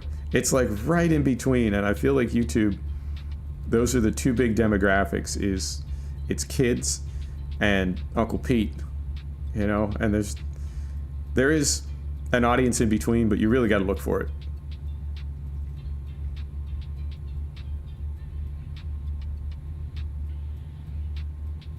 And I think we're leaving Denmark. Man, this game does, every now and then, this game really does have its moments. That is easy on the eyes. I like it.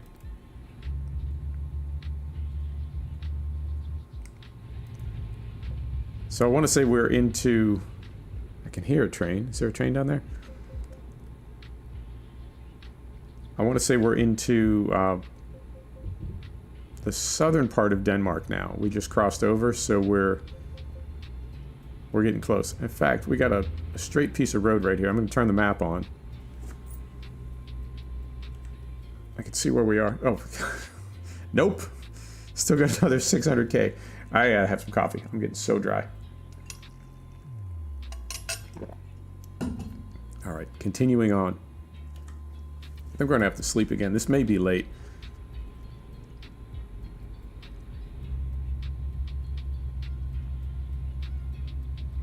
And I think we'll just do the one trip, because by the time we get in, if we're not at 2 hours, we'll be very, very close to it.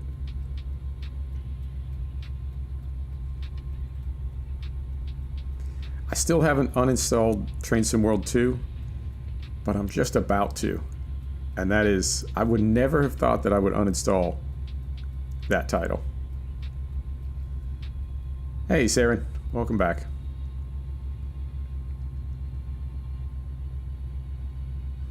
Yep, that was one of my favorite titles over the past few years.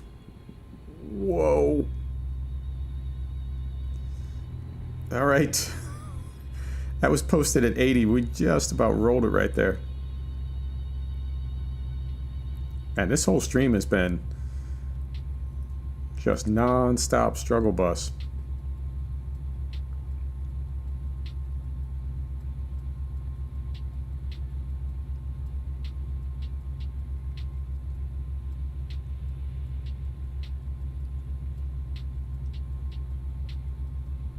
And how are we doing on sleep? Oh, we're good. Okay. Super long trailer. Yeah, we're still on the same delivery. I think we're about halfway there. We got about 600K to go, but yeah, we've got the big uns on there.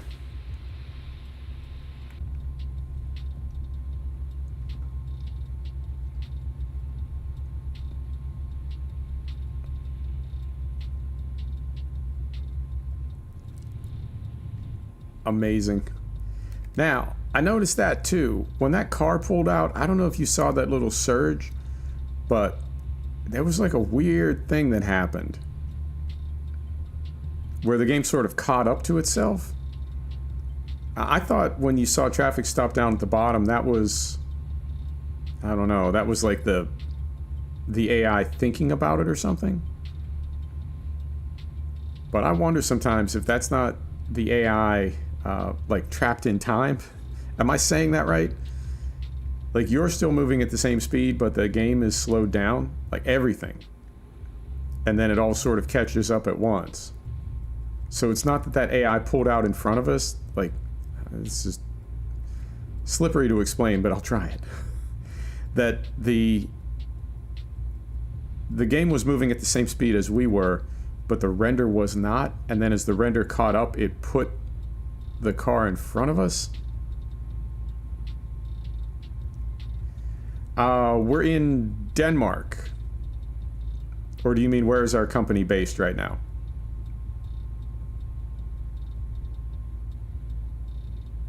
We're in sort of central Denmark, but the company is based in, I think I picked Berlin for our headquarters this time around.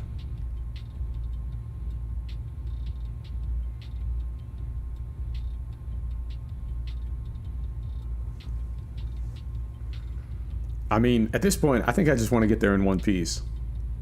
We don't have... we're in Denmark. Central Denmark. At this point, having taken like 15% damage to the truck, but no damage to the cargo, I just want to get there intact. And I think we may get there on time, but maybe not. Because we've lost a little bit of time, and I think we have to sleep again, too. 20 hours to get there. We have to sleep in 5 hours. That'll leave 15 hours. And the trip time remaining is 7 hours. Yeah, it's going to be tight. But I hope we can get there on time. And get the full 86 grand. Because the cargo is not damaged at this point. As long as nothing happens between here and Duisburg. Duisburg? Osnabrück. As long as nothing terrible happens, we'll get our 86 grand.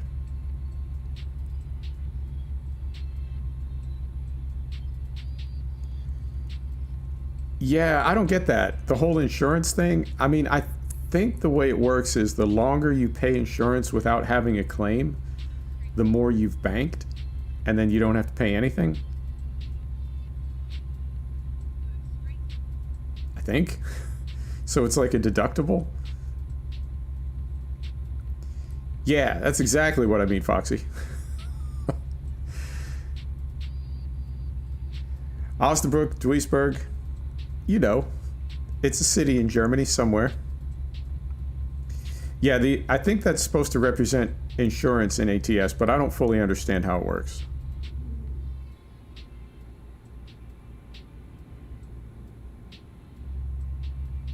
And we could sleep here. I'm going to push to the next one. I think we need to go one more further, and then we'll sleep there.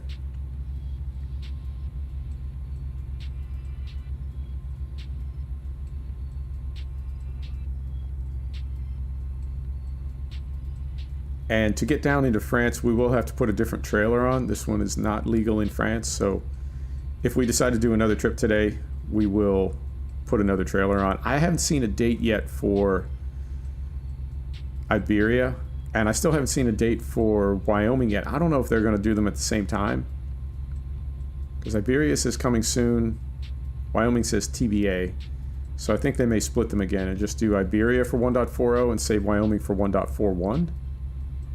But we'll find out momentarily. Whenever they announce it, we'll find out.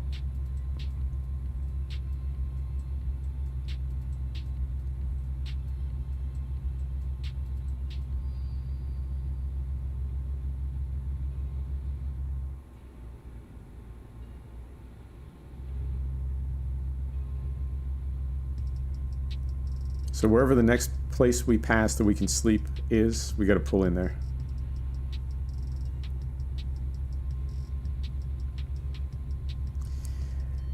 Yeah. See, I was hoping it would be further up. How sleepy are we? 4 hours. Let's push a little further. Probably not responsible, but let's push a little further before we sleep. What? What? What just happened? This game is cursed. Stream is cursed.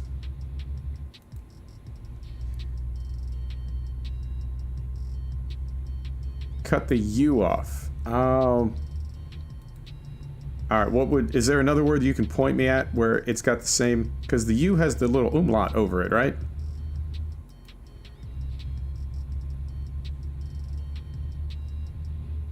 You know, I try to be precise about language, but some of it, I have to say, escapes me. I don't even know. I just want to get there safely. I just want to get our air filters delivered. Alright, but hey, we are in Germany.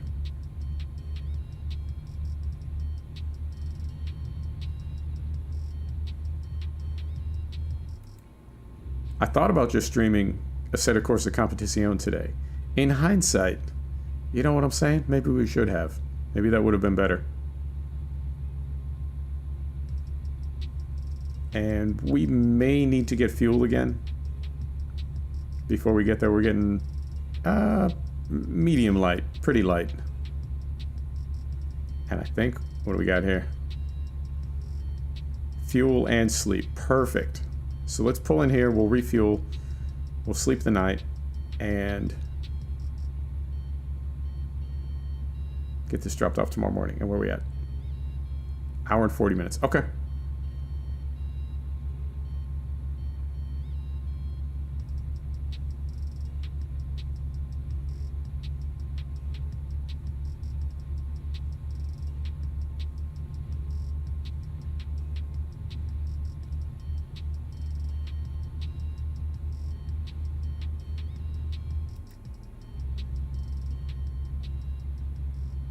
And I'm definitely feeling like every patch, the trucks get a little better.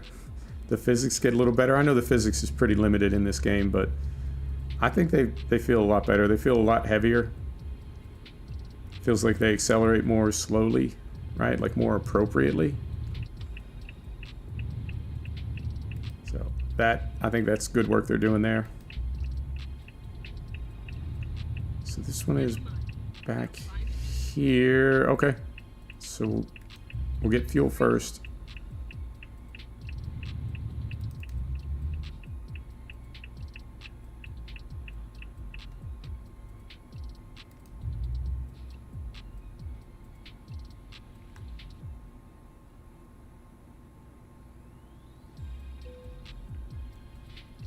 So that down there. Brake is on, windows down.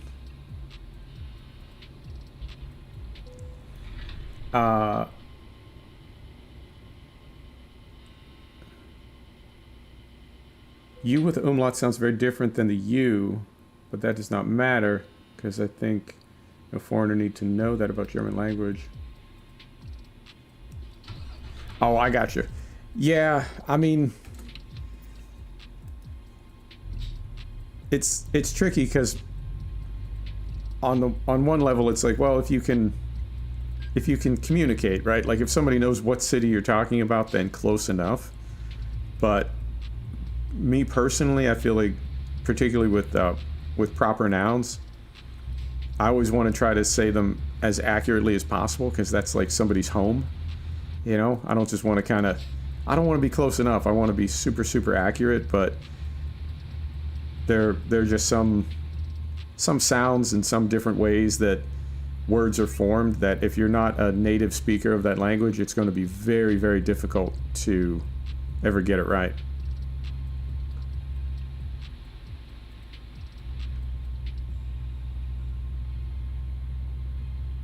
All right, and we'll do what we always do. We'll try to curve this thing in here so we get it all out of the way.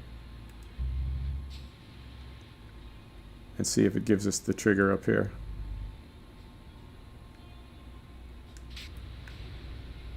Baby. Oh, no worries, Fred. Always welcome to lurk. Parking lights on. Set the brake, engine off. Let's get some sleep.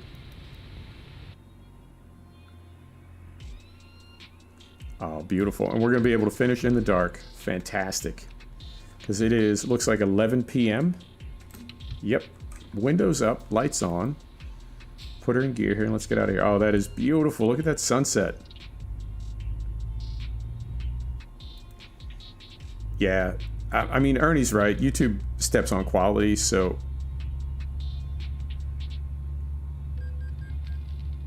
Really? We did tag that? God, it is... I don't know, man. I'm just going to say it's cursed and move on. YouTube steps on quality, but this game looks amazing in 1.40.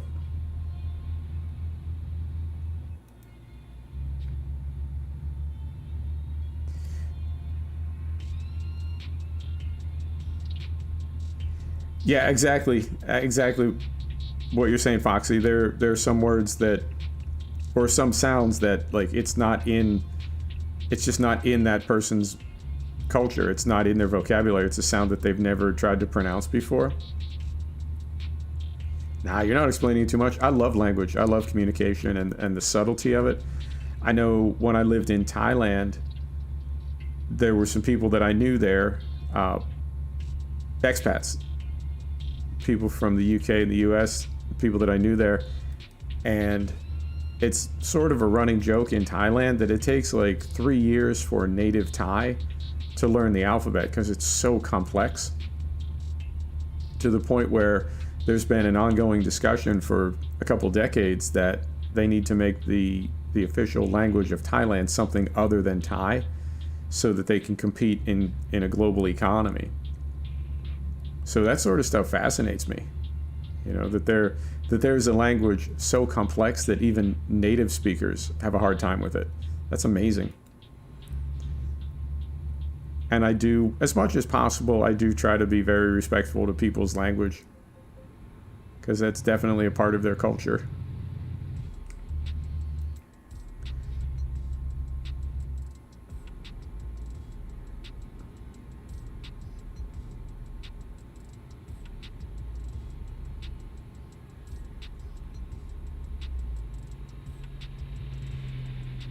Yeah, they really are. They are. And I love how the same concepts of like forming sentences and forming thoughts and communication and all of it, they evolved in different parts of the world along parallel lines, right? Like thousands of miles and thousands of years apart. People in different parts of the world came up with the same overall concepts of what language and communication would be. And I do think that if nothing else, that certainly speaks to our common DNA as human beings, that, you know, it all starts from the same place. The concept of me, the concept of you, the concept of here, the concept of there, and then time. You and I will go from here to there later, you know, and then it just expands out and becomes more and more complex. But it's all the same essential concepts of spatial and temporal awareness.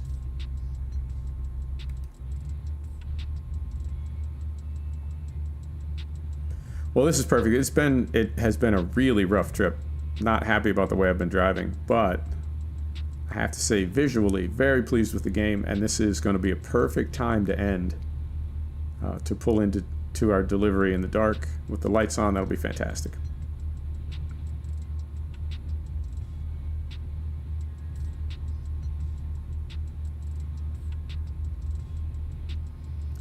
Carefully, that's long.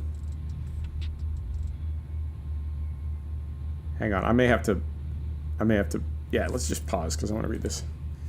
Really like Dutch.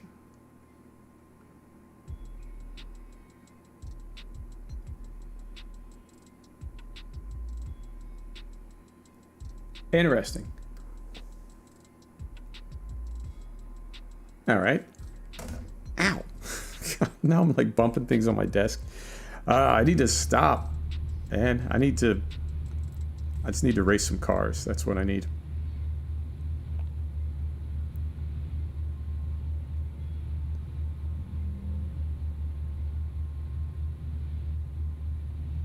I like that the Tennessee accent in the United States is the closest thing to the Elizabethan accent that is currently available on Earth. The Tennessee accent is closer to Elizabethan than anything in the UK.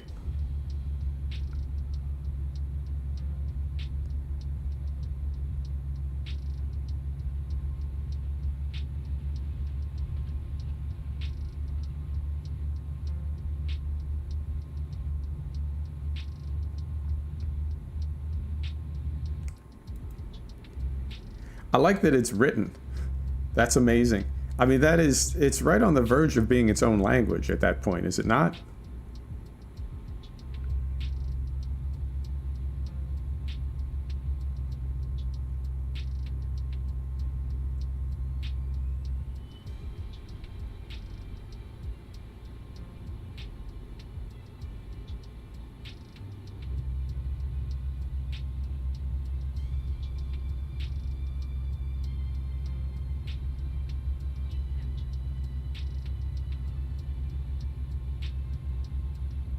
Carefully. All right. We're in Hamburg. Making our way. Man, I'm really curious, because every now and then, I mean, sometimes when I catch something with the trailer, that's my fault. I just swung it wrong. I get that. But then there are other times where I think, it may not have been possible to do that, right? And I have to wonder, is that the game sort of challenging you to be more careful, maybe scout the route out a little bit better? Like, it might make more sense to drive around the block or drive around the city and come back at it from a different angle? Or are there just places on the map where, because they've come up with these DLC and add-on trailers after the base game content was created, that there's no way to fit it? And that's just, you know, we'll just sort of hand wave that. And I would think that SCS that they would test this so that every trailer can fit through every road on every part of the map. Because if not, then they would need to let you know, like, this trailer is restricted to these cities, or, right? Not the way that, like, this B-double, we can only drive it in Germany, Belgium, and Holland, I think. I don't mean restricted like illegal, I mean restricted like it won't fit, right? You can't take there. I feel like if they had trailers that didn't fit on certain parts of the map, that they would want to let you know. Because other than that, it would just be trial and error. Like, you take a trailer to certain places and then realize, like, oh, it doesn't go there. It won't fit there. I don't think they would do that. That doesn't seem, Keep right. I don't know. It just doesn't seem sporting. Let me go over here. Right. Exit right, and then continue to the right.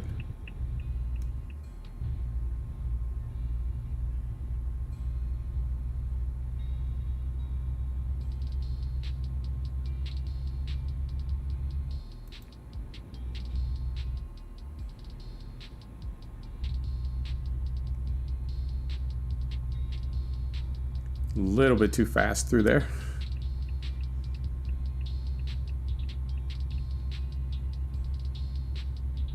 So we'll lock that in.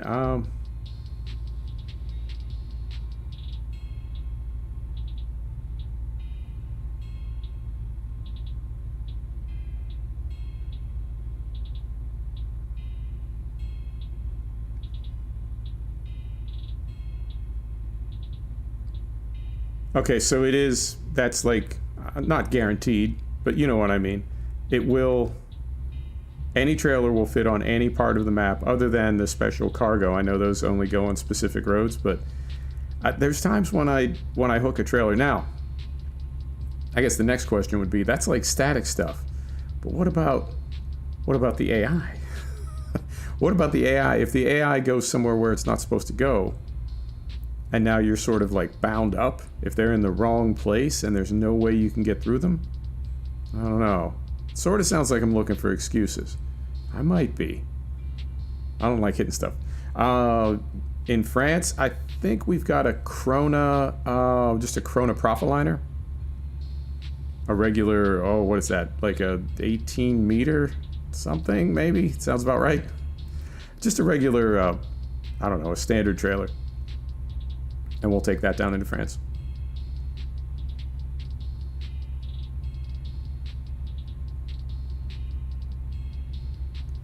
I mean, I watch people play this game. I watch people play games that they don't normally play. Because I feel like with COVID, a lot of streamers have been looking for ways to come up with some new and interesting content. So people have been, or some of the streamers that I watch that play a particular title have been playing other things. And it's like, you know, I play racing sims so seriously, right? And I heat my tires up and I do test laps and I mess with setups and I compare times and then I see somebody else play and they just get on a gamepad and drive around and have fun. And I know people play truck sim the same way. If they hit something, if they get a ticket, it's like, whatever, dude. I'm not, you know, it's not real, right? And I feel like I need to sort of find a balance. Because something like when we had AI all jammed up around that traffic circle and we had to go out in the other lane, on one level I'm like, oh, you know, I need to do this perfectly. And it's like, well, why? Why would you need to do it? Why would you need to do it perfectly? It's just a game, and the game itself is not even behaving perfectly. So what are you worried about?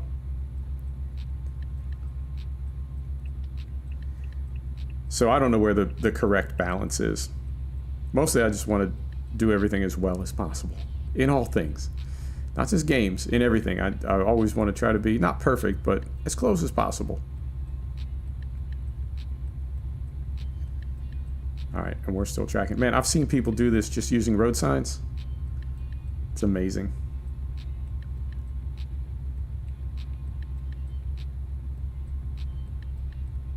Yep, I'll show it to you when we get down there. It's just a basic trailer, but I do like the Krona and the Schwarzmuller pack, even though they're essentially the same trailers as base game. I don't know. I just like them.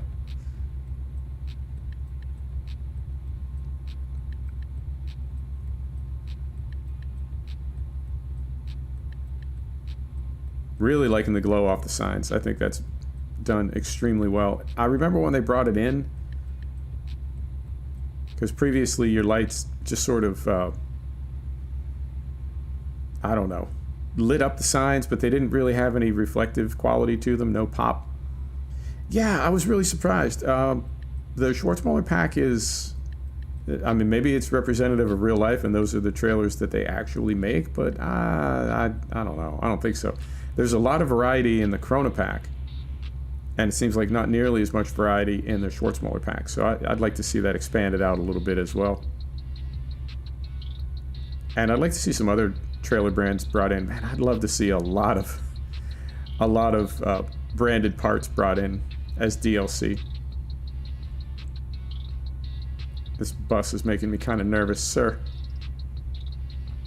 What are you doing over there?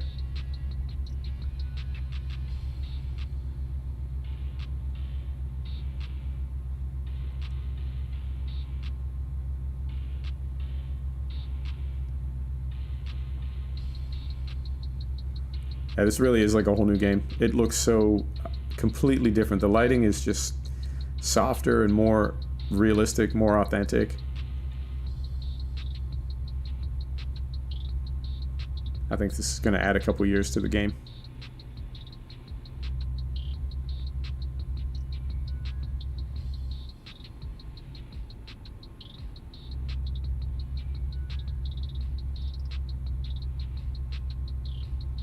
World's biggest hay bales.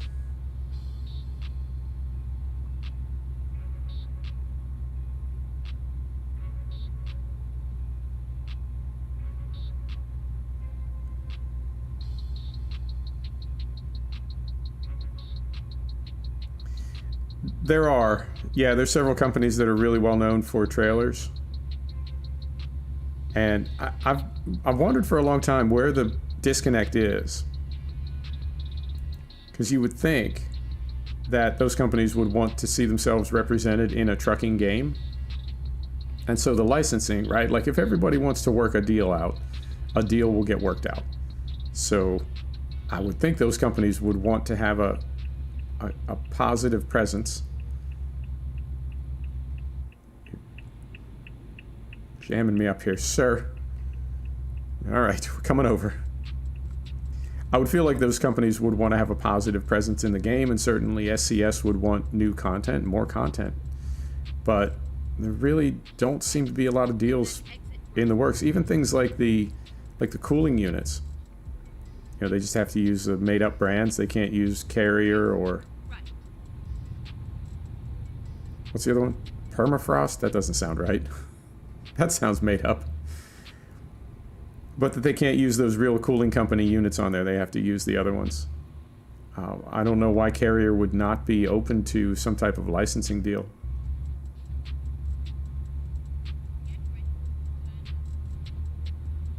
Alright, well somehow, I don't want to jinx it this close, but somehow I think we finally are on our way here.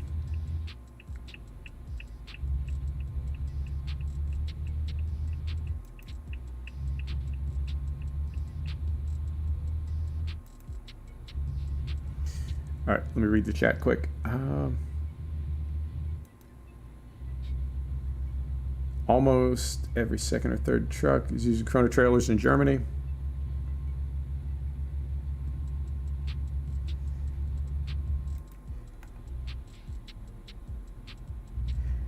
Yeah, I think so. They've done a really good job. I know when the game first dropped, the number of fake companies in the game were so limited and you were seeing the same trailers over and over, and I feel like the fake brands weren't very convincing. But there's like over 100 of them now. I read that somewhere. There's like 100 fake companies in the game, and they're all sort of regionally specific. So you have fake companies in Scandinavia and fake companies in Italy. Or no, there's 150 of them now. Yeah, and so you don't see the same logos and the same brands over and over. I think that helps. But I do think they need to bring in more equipment. I think they need more trucks, newer trucks. They're supposed to replace the Iveco. I hope they do, because that thing that's just a mess. So they need to swap that out, and I would love to see more trailer brands represented on the ETS side and ETS.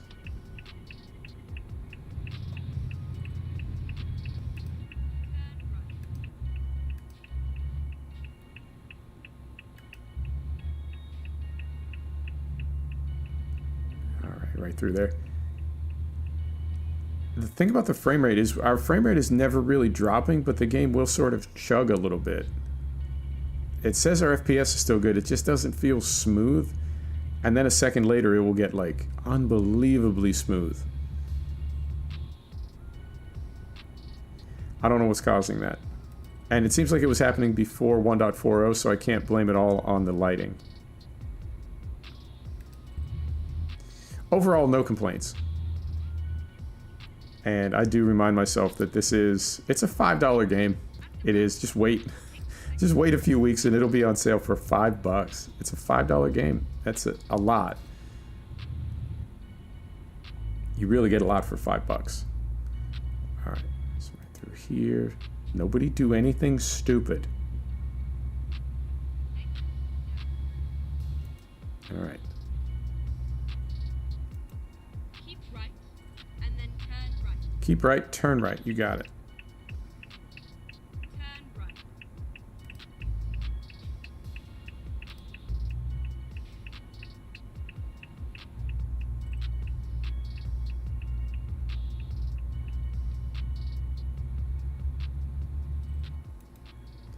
I need 11 more pieces for my Resident Evil kit. And it's all cosmetic. Can't do anything with it. Does not enhance gameplay in any way, but I'm really focused on getting all of it. And I don't even like Resident Evil. Just put a trophy in front of me and I'll chase after it.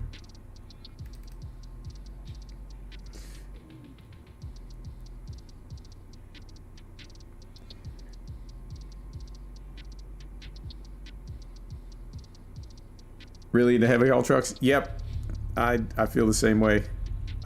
Come on now. There we go. I built, once I got all the skins converted for 1.40, I built several 4-axle trucks. Are we pulling in here? Yep, we are.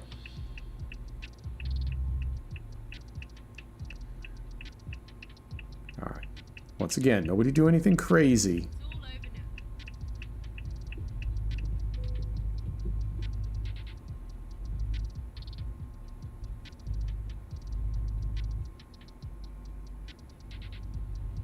I would say they could just start selling this game for $5 because who's buying it for full price?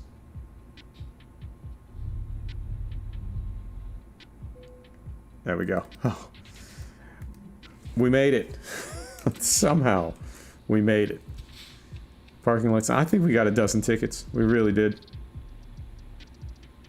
Engine off. Are we on time? Are we going to get our 86 grand? We are on time. No damage. 86,507 euro. And we leveled up.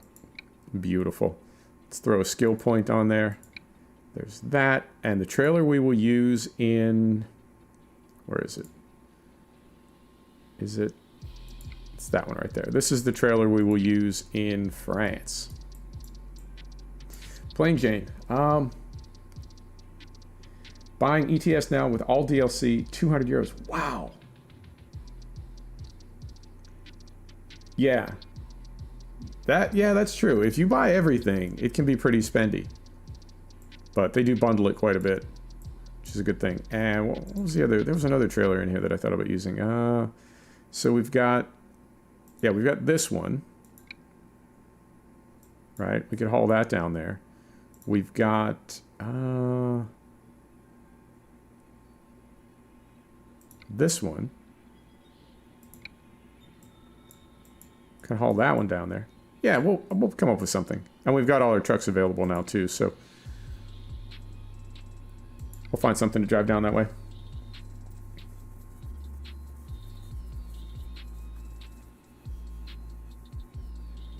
Oh, I know that feeling, Fried. I know that feeling. Spend hours and hours and hours grinding for something, and then as soon as you get it, it's like, eh, whatever. I don't really care. Keep grinding. All right, so that is, it's 2 hours and 4 minutes. Perfect. Perfect. So we'll be back on Shellington tomorrow, Thursday, and then Friday we will be flying, X-Plane will be flying from Brussels to Vienna. It's a really fun trip. I want to try to do it on ATC, try to do it on Iveo, so that will be Friday. And then Saturday, I think I'm going to skip a day because, I don't know. Saturday's just not a good day to stream. Nobody's ever around. But we'll be back on Sunday. Figure out what to do then. So there you have it. Yep, 1.40. Lighting in 1.4 is amazing. If you don't have ETS, if you don't have ATS, you need to get them. There you go. All right, thanks everybody. See you tomorrow, 1 o'clock. We'll do some Shellington.